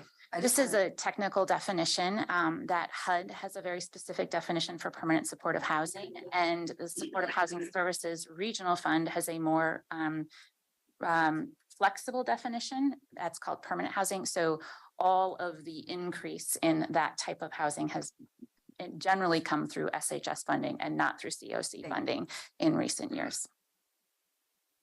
But they're by and large the same kind of program, permanent rent assistance and permanent case management service working together for previously chronic homeless households. All right, so again, sticking with the state of our system today, we've got some great successes under our belt in this program year. We crossed the threshold of housing 1,000 people so far through the supportive housing program, and all in all, harkening back to the slide we just looked at, we've doubled our system's capacity to provide housing programs. So now we're supporting year over year at least 2,000 households in one of our three housing programs at any time. We also find in our data that 70% of the people who are in our housing programs came to our housing programs by way of literal homelessness. They were either sleeping in a shelter program or unsheltered. And so our housing programs are serving the populations we have been prioritizing and intending to reach. So this is good news. And we're continuing to launch new and dynamic programs to be responsive to our community's need, including expanded rapid rehousing. We have the new housing careers pilot underway, which is really exciting, preparing people with lived experience in homelessness and housing instability to be our housing workers in our growing housing system. And then I believe today is the first move-in day for several people who've been waiting for the Aloha Inn. So very exciting to be moving folks into that community, and we'll be all gathering to celebrate next week at the grand opening. That phrase I'm wondering if there was a program phrase in there that you used a minute ago about housing, case, workforce. Obviously, I didn't internalize it. Could you say that Sure, again? absolutely, Chair. The housing careers pilot program is a workforce development program for people who have lived experience in housing instability. We're getting trained and then placed in internships with our provider agencies with the intent and hope that they become full-time employed case managers in our system. I'll just highlight a big article in the Northwest Labor Press that is an example of just that.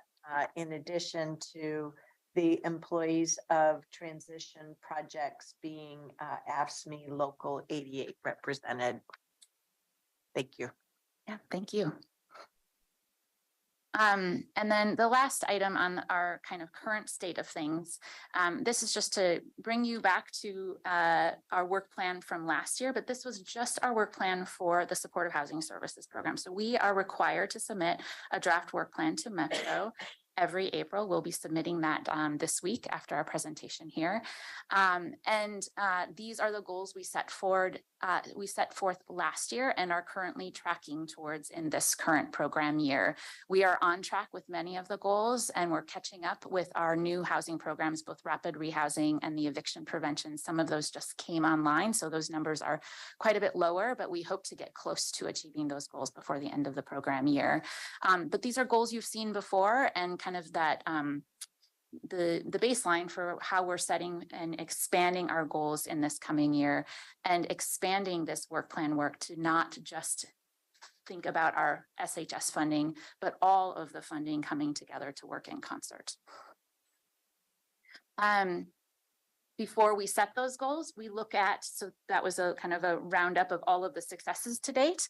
Now, some data points on where we find unmet need in our system. And these are just snapshots of some slides that get into the deeper details, and our COC board is well familiar with our system performance metrics, a required report through our HUD continuum of care. But we use 6 different system metrics that evaluate how we are doing in our current provision of services and meeting our community need. And we have some takeaway findings from those that system performance report. First, back to the point in time count. We know that 170 people, roughly, it's a preliminary number, are unsheltered on any given night. In fact, that number tracks with the number of people we served through our inclement weather shelter system during the recent snowstorm. So it's kind of confirming data that people, roughly 170 folks are outside and hoping to come inside or find other housing solutions through our programming work. We also have data points through our coordinated entry system that let us know who's waiting and who's reached out for help. So we have 630 households who've reached out for help with long-term housing programs. They're still waiting to be served. 841 households for rapid rehousing or shorter-term, medium-term housing programs. And then we have 269 families or individuals waiting to access shelter. Now, those numbers don't necessarily represent the day-to-day need. They kind of accumulate over time and sometimes grow beyond the exact number of people who are waiting. So, in fact, you've heard our presentation earlier or last week around the time, place, manner, that we're in fact able to provide pretty immediate turnaround in shelter, but still there are some households who hang out on our wait lists and, wait for a certain kind of shelter program, or we can't get in touch with them. So their names are still there in case they resurface and we are able to help work with them. So that group is currently housed though, that middle. Nope, those are folks who've reached out and put their name on our wait list essentially, and we will reach out to them to offer the housing programs as they come available. And that list can be kind of I'm having trouble expressing the point. Would you help me out, Catherine? Thank you. The list is fluid. How we relate point in time and the coordinated entry wait lists together. Excellent. So the list, the wait list is a combination of folks who are currently literally homeless or at risk. The list is generally quite fluid. So people move in and out of various housing situations over time. So in our point in time count, we count specifically those who meet the HUD definition of homeless. So that doesn't include any households that are voluntarily doubled up or are in a hotel that they're paying for with their own funds. It doesn't include a large number of folks who would qualify for services under the supportive housing services measure with their more flexible definitions of population A and population B. So there's no crossover between those two categories. There's they measure different things. So one is a snapshot of who is outside in our system today, like who could we reasonably find unsheltered in our community on any given night. And that is a very fluid population. Even during the time of point and count, folks are moving in and out of unsheltered homelessness. This is an accumulated list over multiple weeks and months even that folks might be on the list, and it includes a broader definition of who might qualify for our services. So when you're looking at the Mossman ruling, it would be That's aid and assist. well, I was thinking, Mental health. I'm sorry, I'm thinking about the unsheltered people in relationship to time, place and voice. Sorry, sorry. Okay. I'm sorry, I used the wrong term. Okay. And so it's the 170 that we need to be able to reach Correct. for time, place and manner. Got it. Okay, I'm just trying to put all these. No, I appreciate that because I was looking at that going, I don't understand that. But so thank you for that clarification. Well, and when I see slides like this, what it reminds me of is, well, it requires two things out of my brain. The most important is reminding myself that our goal is long-term stable housing scenario, right? And there are a lot of folks who don't meet that. I mean, we around this table have the opportunity of this each and every day and have for quite a while in our lives. And that's the goal that we're striving for. But not everyone in our community has that. There are different programs. There are many different ways to quantify and qualify the extent of need in our community. The second thing that I have to remind my unique brain is, no, Catherine, this isn't a discrete system.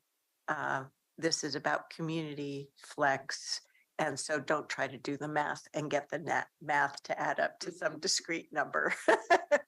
These are various data points for us to understand the extent of need in our community as we practice multiple approaches to meet that need.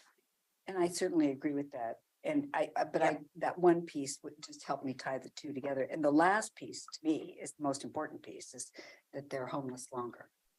And that's. Which thank you for bringing that forward. I appreciated the information in the long topic sheet.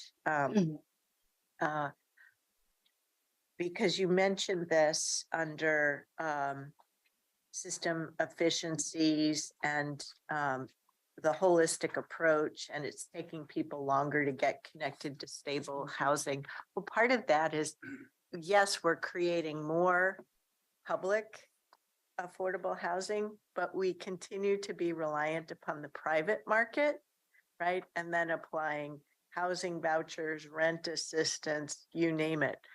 But we're still reliant upon in a big way, we're still very reliant upon the private housing market for ensuring that our community needs are met. And that's just not going to change. We hope that the supply and demand will have more balance, but anyway, onward how we go. Thank you, Chair. Thank you, Commissioners. I appreciate how deeply you're grappling with these very complex data points. You said it better than I could have. So this is how we understand where we are today, what work we have yet to do, and how we prepare a plan for what we're going to be able to take on and achieve next year as a system. So with that, I will turn it over to Catherine, my colleague here, to take us into the next phase of this presentation. Thank you. Good morning, Chair Harrington and Commissioners. For the record, I'm Catherine Gallion, Program manager of COC programs in the Department of Housing Services. And we are here, oh, you have the clicker. We're moving into creating, as just mentioned, one homeless services system work plan. So aligning the planning efforts of that would have had previously fell under a road home, which was developed prior to SHS implementation, as well as the SHS local implementation plan that includes only SHS funded services, to create one cohesive plan that covers the entirety of Washington County and our homeless service system. I finally got it. And here I've been participating, right, on the SHS Oversight Committee and on the SHS TCBP. So I've been trying to be immersed in this work from the affordable housing bond measure forward, and the light bulb finally went off. Thank you. That's a milestone. Yay. Thank you. So as we go through our plan and our targets and goals for the coming year, we'll go through them and we'll ask some questions at the end. But as we go through, we will be looking to hear from you all if these goals are ambitious enough, if you believe them to be achievable, or if there are additional goals that you feel need to be considered. So with that, we are looking to house an additional 550 people this year. And the way this chart is laid out, this is reflective of individual households that would be served. The system total for supportive housing placements is just under 550 and 340 rapid rehousing placements, with approximately 120 or so of those also being supported by the funding coming through the executive order. In addition to that, we'll have 200 rapid resolution placements. That's a shorter term intervention, one-time housing problem solving program that's focused on keeping folks either in a housing situation or family reunification, connecting to a housing placement that doesn't require ongoing rental assistance support or services. And then our target for the year is 1,253 eviction preventions funded through the executive order and our SHS investments, as well as ESG, Emergency Solutions Grant Program, which is operated through the Office of Community Development. Because Emergency Solutions Grant is also HUD funding, we are required in both sets of guidelines to align our planning efforts. So I have a question. Okay. Eviction preventions, 1,253. We have a request from the CBOs for $10 million of eviction prevention. Those don't connect to me. Thank you for asking that question. So the eviction prevention funding that flows into Washington County flows primarily through the OREDAP program, which OREDAP. Sorry, Oregon Eviction, Diversion and Assistance Program. And where does that come from? It comes through OHCS, Okay. and it goes directly to the community action agencies through their system. And we were required to include those outcome targets in our MACG planning. And so the COC has oversight of those 637, but that is not the entirety of the eviction prevention funding that is coming into the community. This reflects just the funding that we have oversight of. So I'm not trying to speak for your question, but my understanding of your question is noting that we have this external request to dedicate $10 million specifically for eviction prevention.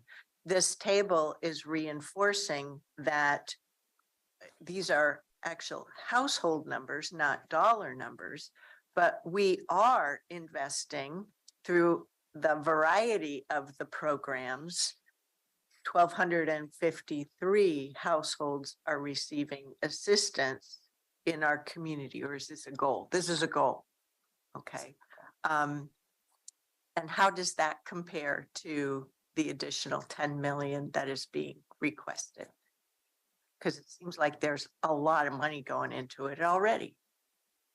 Is there a way to help us understand the amount of money for those two numbers in any way? Yes, we actually, there's a slide coming that, Oh. that should help. Okay, well then Perfect. we'll hold that Yeah, if that's yep, okay. perfect. Great. Mhm. Okay. So in terms of what this slide is reflecting is additional capacity built. So we will be having our shelter system capacity at 236 full-time year-round beds and 150 winter-only beds. With the executive orders, we'll be extending those 150 winter-only beds through the year, so they will functionally become year-round beds as well. We'll be adding, we'll reach a final capacity of 1337 supportive housing placements. So that's in the, from that previous slide, that's both the permanent supportive housing that meets the HUD definition as well as the SHS permanent supportive housing definition. And then rapid rehousing system capacity at 270. We will be adding additional capacity in the form of 60 new permanent full-time shelter beds and 500 additional housing, supportive housing capacity. So to reach that, this 1337 goal. And adding 200 additional rapid rehousing system capacity, and 75 of those will be supported with the executive order funds. And then 45 new housing careers launched through the pilot program Jess was mentioning earlier. So overall, we are, you can see on this chart where we are, the goal is to reduce our reliance on winter shelter to create that stability in the shelter system, to help achieve that goal of reducing the length of time that folks are experiencing homelessness in our shelters and connecting them to those housing opportunities to get that flow through so that we're opening up shelter beds. And then our supportive housing capacity to have our system goal at 2,000 supportive housing opportunities each year. And what I remind myself, I really appreciate how you've laid out the goals, the approaches, you know, the how and the funds. Really awesome. And I'm hoping you'll be able to share that with the SHS Oversight Committee as well, so that they're not just SHS, they see the whole system. But with each of these tables and these graphs, I'm reminding myself that in addition to these placements, there are goals around building the workforce, as well as the places across the county, the place goals that we have. Just wow, I'm continue to be so impressed with the fact that you've taken on ambitious goals and continue to do this work on behalf of our community. Thank you. Quickly highlight that the housing department, we've always had a career coach that coaches folks in our Section 8 program. It was funded by a grant called the Health Careers Northwest. So this is an expansion of that coaching. And obviously we have one person plus 2 helpers. So if the program grows, we'll be coming back for more resources. Well, but it's a very popular program, the Family Self-Sufficiency program that helps coach our clients or our recipients into careers. Great. And I hope that for our own employees, not just working in this tough area of housing domain, but this is where I really rely upon our county management expertise to make sure we're supporting our own workforce in every department, doing hard work to support our humanness, but also to support careers. So if I haven't said thank you enough along the way, there you have it. Thank you. So in addition to our targets for placements and housing, advancing housing stability, we have advancing racial equity goals, goals specific to improving our system's ability to distribute these resources and address homelessness with equity at this racial equity in particular at the center of our efforts. And these goals include, in addition to the ongoing goals that we have been working towards since the inception of all of our programs, really. But in addition to the current goals, addressing and resolving racial disparities for our Asian American and Pacific Islander population in our housing program outcomes, expanding our diversion, equity, and inclusion training competencies so that we can ensure that 100% of our providers are being trained and well-informed about implementing equity efforts in their programming. And then expanding contracting opportunities to increase our technical assistance supports for culturally specific providers. And then we are taking this information to all of our advisory bodies and boards and requesting additional feedback and suggestions for where else we might need to focus. And then— Does that include acre? Great. Well, we might have a work plan challenge there. So that's why I was. I don't have the work plan or the draft kind of rolling agenda for Acre in front of me. Acre does serve as the board's advisory commission. So if the board does direct us to bring this to Acre, we can absolutely bring this to Acre. I think there is the point of just making sure they have informational highlights versus we can't use one committee to evaluate all of our racial equity goals across every single department. So I think that may be the route to go, but you're definitely making incredible strides and efforts. So thank you. I have a question. Since Asian American Pacific Islanders are called out, like Apano, is Apano part of this conversation, or is it even part of the acre too?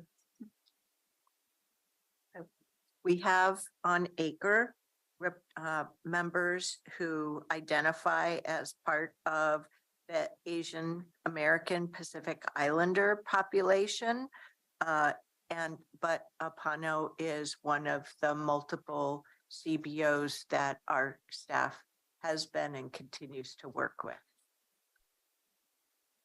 And they have been active in the addiction prevention space in particular. Yeah, we do. Yeah. And then we have some additional goals, as we mentioned, to improve system performance based on what we're seeing in our system performance measures, which include something that you mentioned, Chair Harrington, the expanding the capacity of our partner providers to make sure that they have the tools and ability that they need to deliver on these programs. They're all growing very quickly as well, and so we're offering capacity building grants to 75% of them so that they can improve their own internal systems as needed. And this is an area where the Tri-County Planning Body has had discussions about investing resources as well, because some of these improvement needs span all three of our counties in this effort as well. So really terrific collaboration work going on there. Did you have something more as well? I'm so sorry. Just a quick clarification. The grants are offered to all of our organizations. Our goal is that we have 17 or 75% of our network fully engaged in that work by the end of next fiscal year. But the offer is out to all organizations. Thank you for clarifying that. Sorry, I misspoke. Can I just add to that? So this is a request we have heard from our community-based organizations to invest in capacity building. So I want to connect that request to this work that we're moving forward through our homelessness programs. Yeah. And then to tie back to what we were talking about earlier, we want to be reducing the average stay in shelter, recognizing that while people are in shelter, they are still homeless. The goal is to move them through the emergency shelter system more quickly and connecting to those housing placements. And then we'll be launching some new programs, recuperative care shelter program and youth-focused housing programs, increasing our evaluation and monitoring program to ensure that our contract outcomes are achieving the impacts that are intended.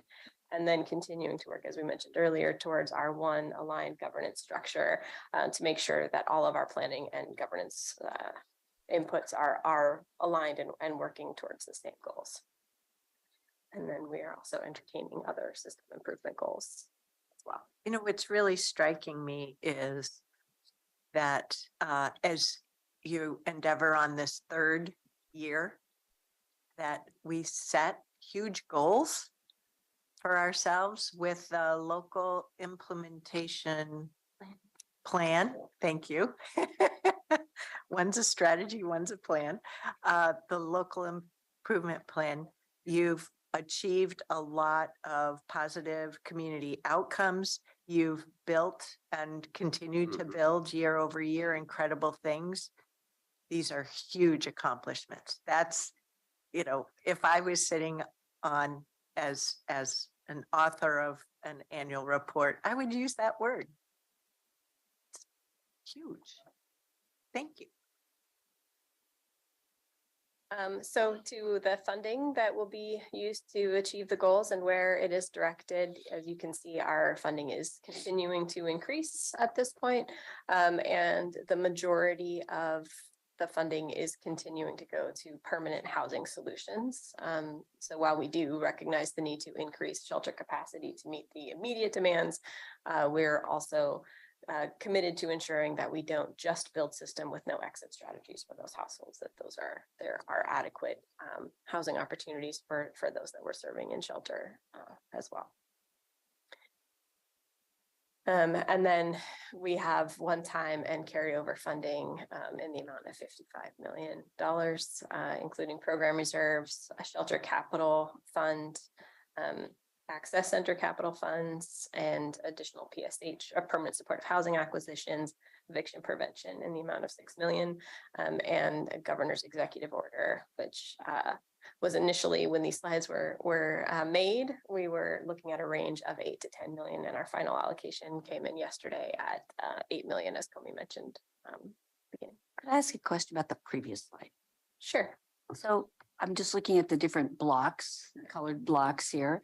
And on the left-hand column, the blue box on the very bottom, I don't see it represented on the next graph. And I'm just curious what that is in relationship to the others. I can see where the others have grown and expanded. I'm just trying to. Oh, I see. The blue box at the bottom is On the left.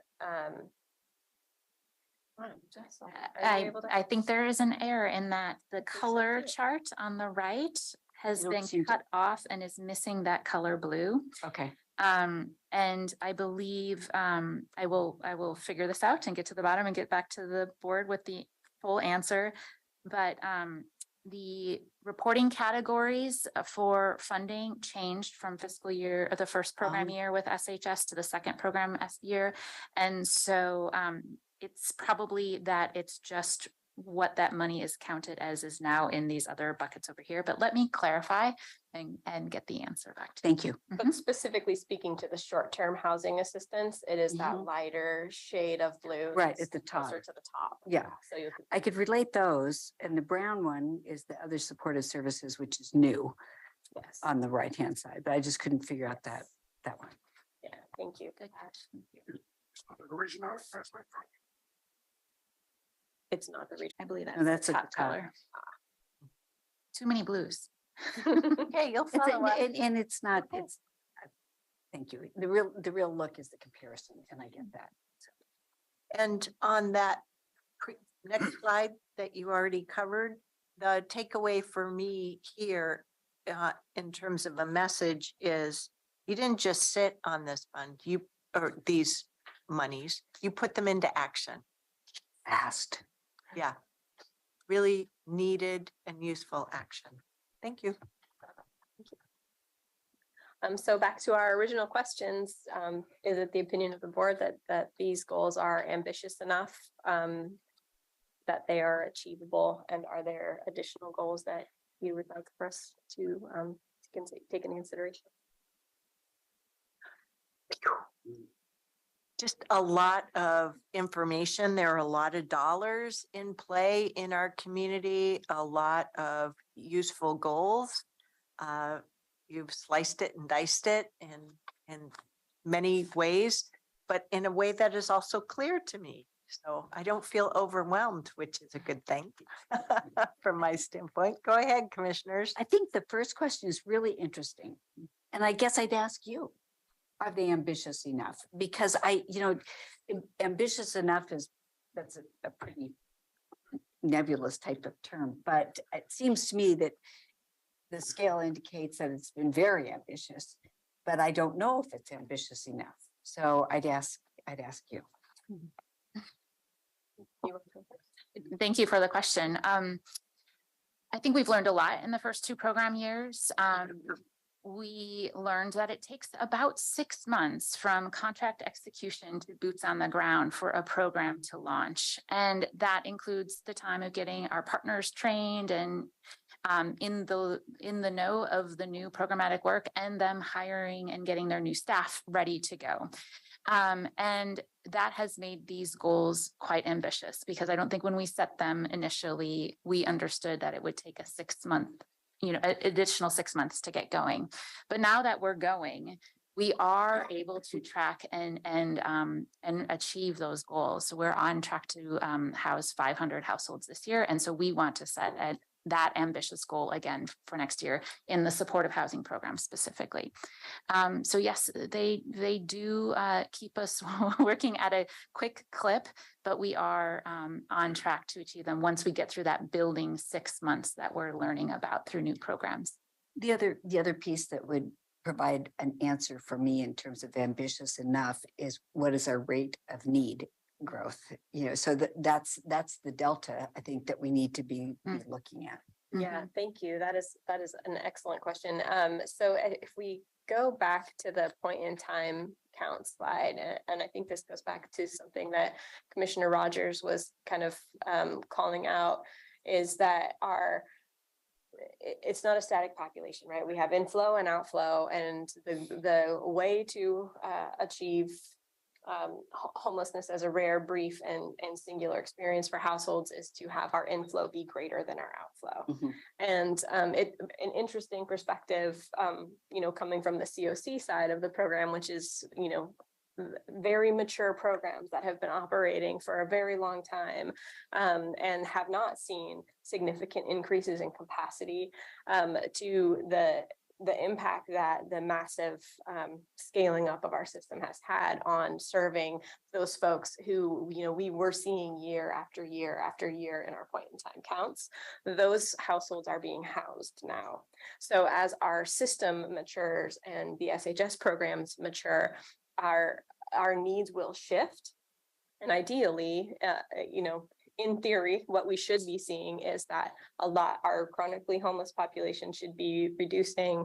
The households that have been actively unsheltered in our system for a long time, or bouncing from rapid rehousing to rapid rehousing program over a course of many years because they didn't have access to a program like ARLA, are permanently stabilized, and the inflow should be, we should be seeing a different type of population that doesn't have the accumulated trauma and challenges of very long-term housing instability or chronic The delta too is different.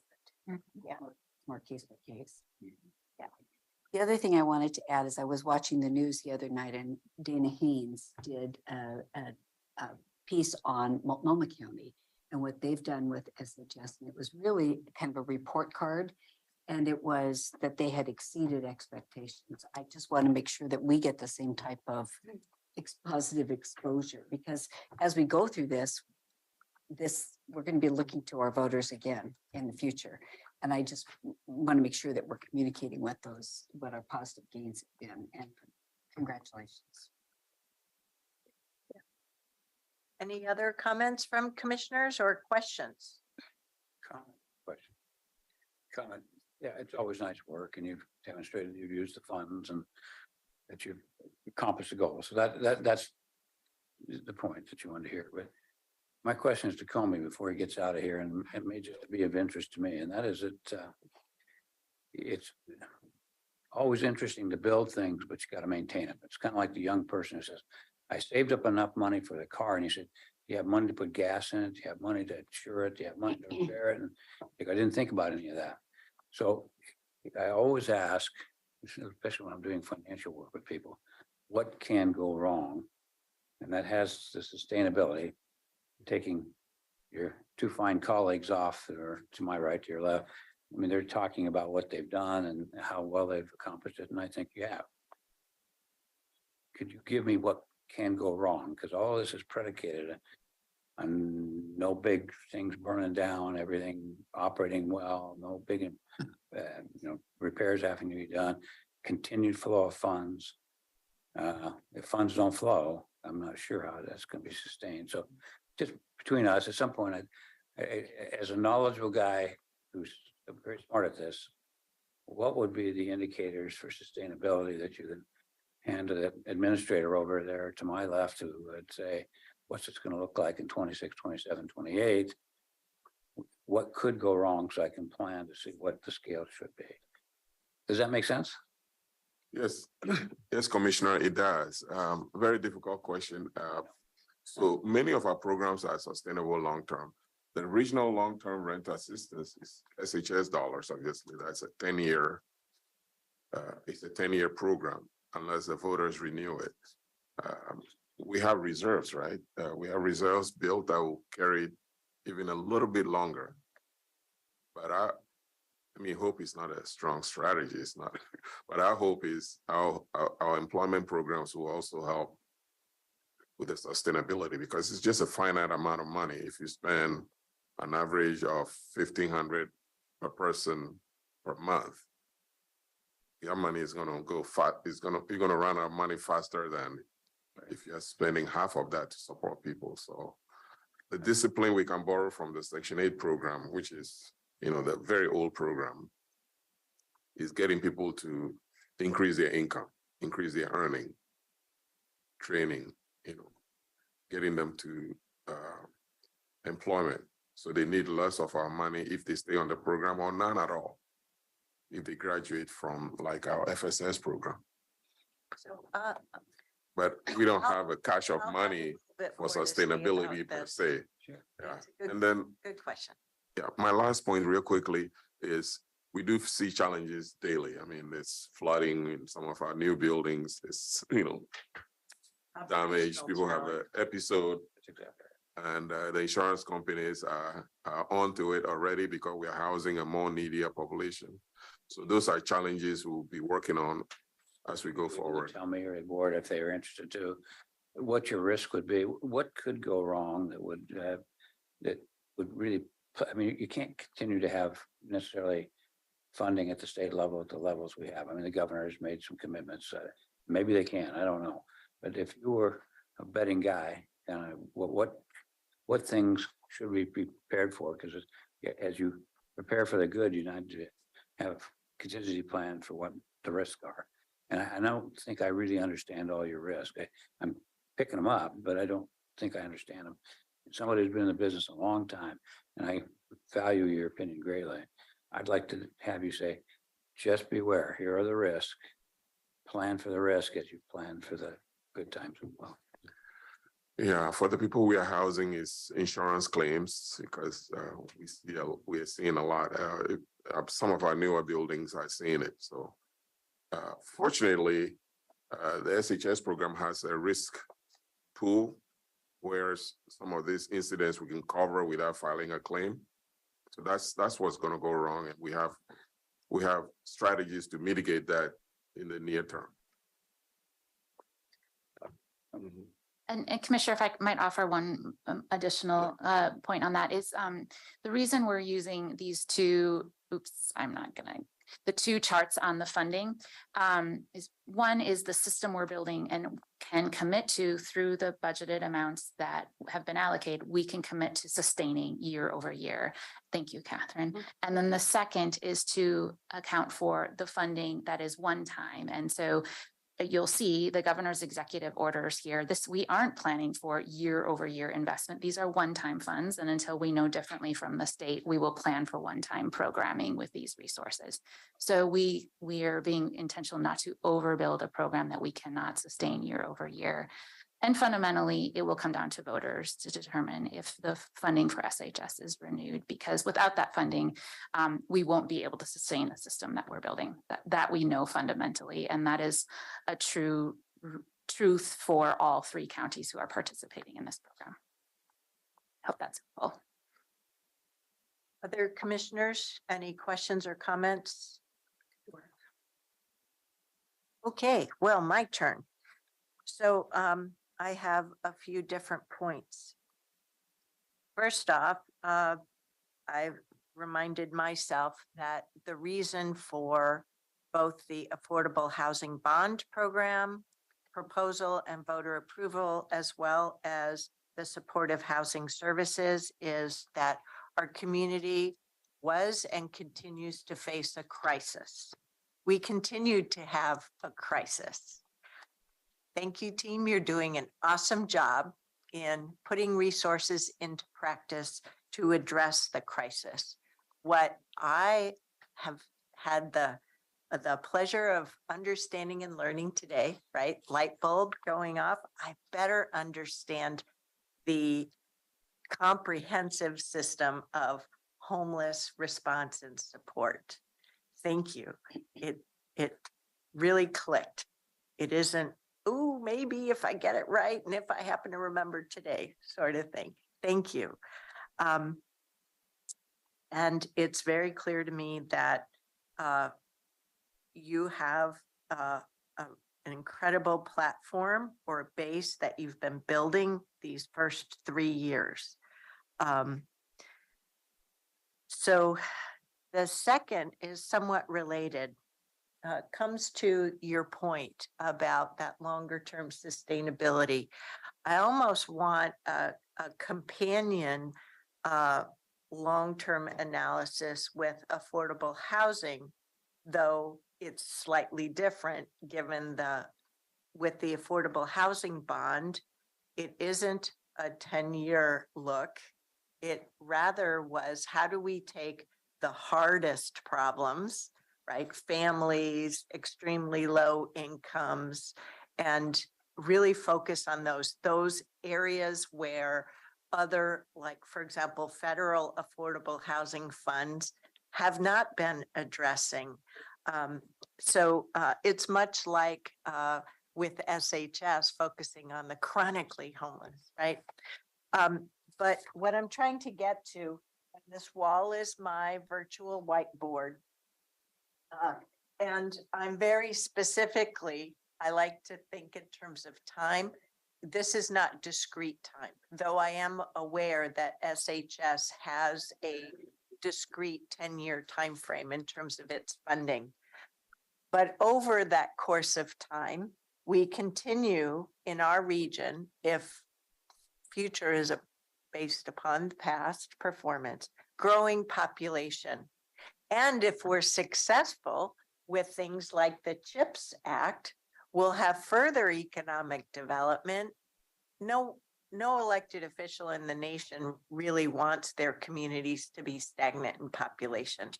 I'll just put that out there. It's a gross generalization, but it's a very different scenario if you have a projected future population that is either stagnant or declining. Different challenges. In our area, in our state, we have assumed continued population growth, right? That means we will continue to be challenged with the housing supply. We're in a crisis with housing supply of all types. So our ability to respond to like lowering that trend with the point in time is going to continue to rely upon market availability of housing across the spectrum, but particularly with affordable housing. We also have the challenge, there are many different spectrums and trends here, which is if I had a whiteboard, I'd be drawing different lines.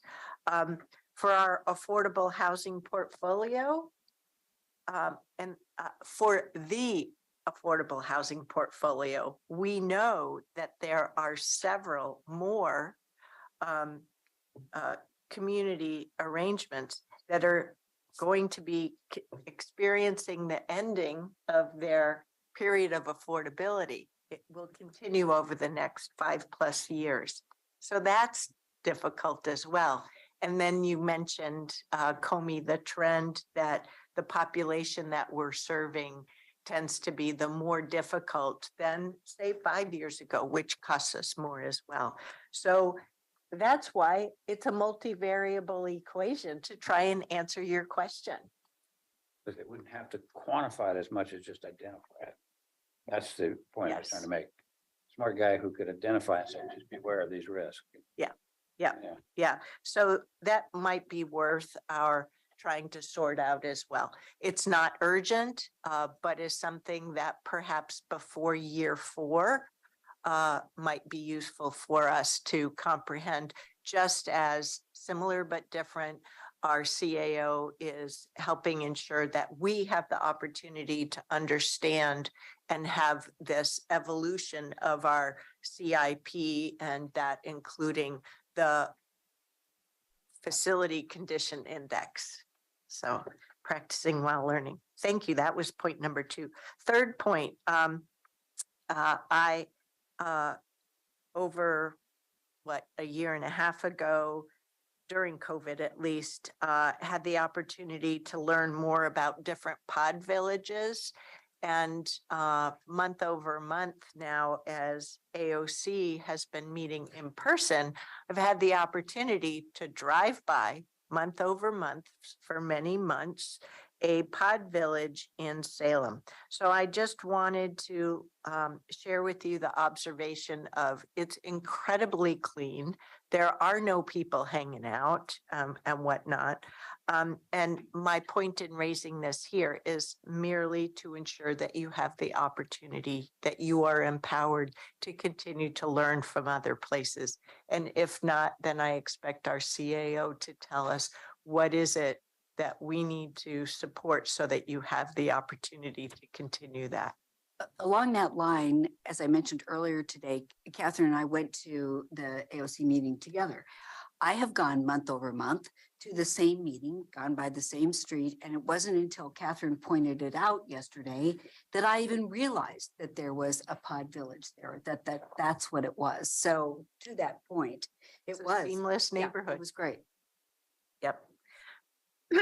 My last point, beyond saying yes to all your questions, is a question about the Metro SHS first annual report.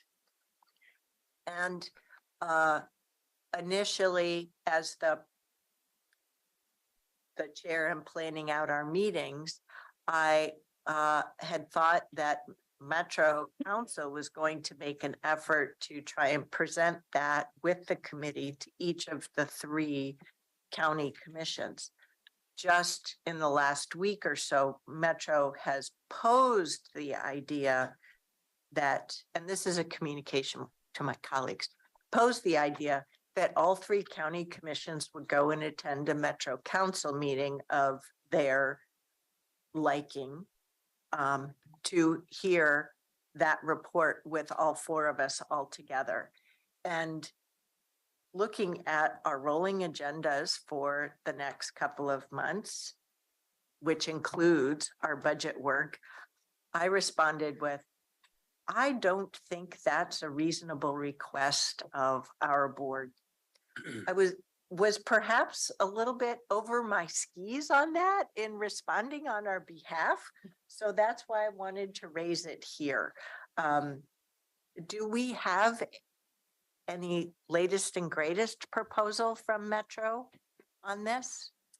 Chair, the information I have is consistent with what you shared. The initial plan was for the presentation to come to each of the three boards. And recently, for time reasons, I think it was proposed that it be convened all together at once, but I'm perfectly willing if they want to try and convene a time where all four of us meet virtually. That's the only way I can see this happening.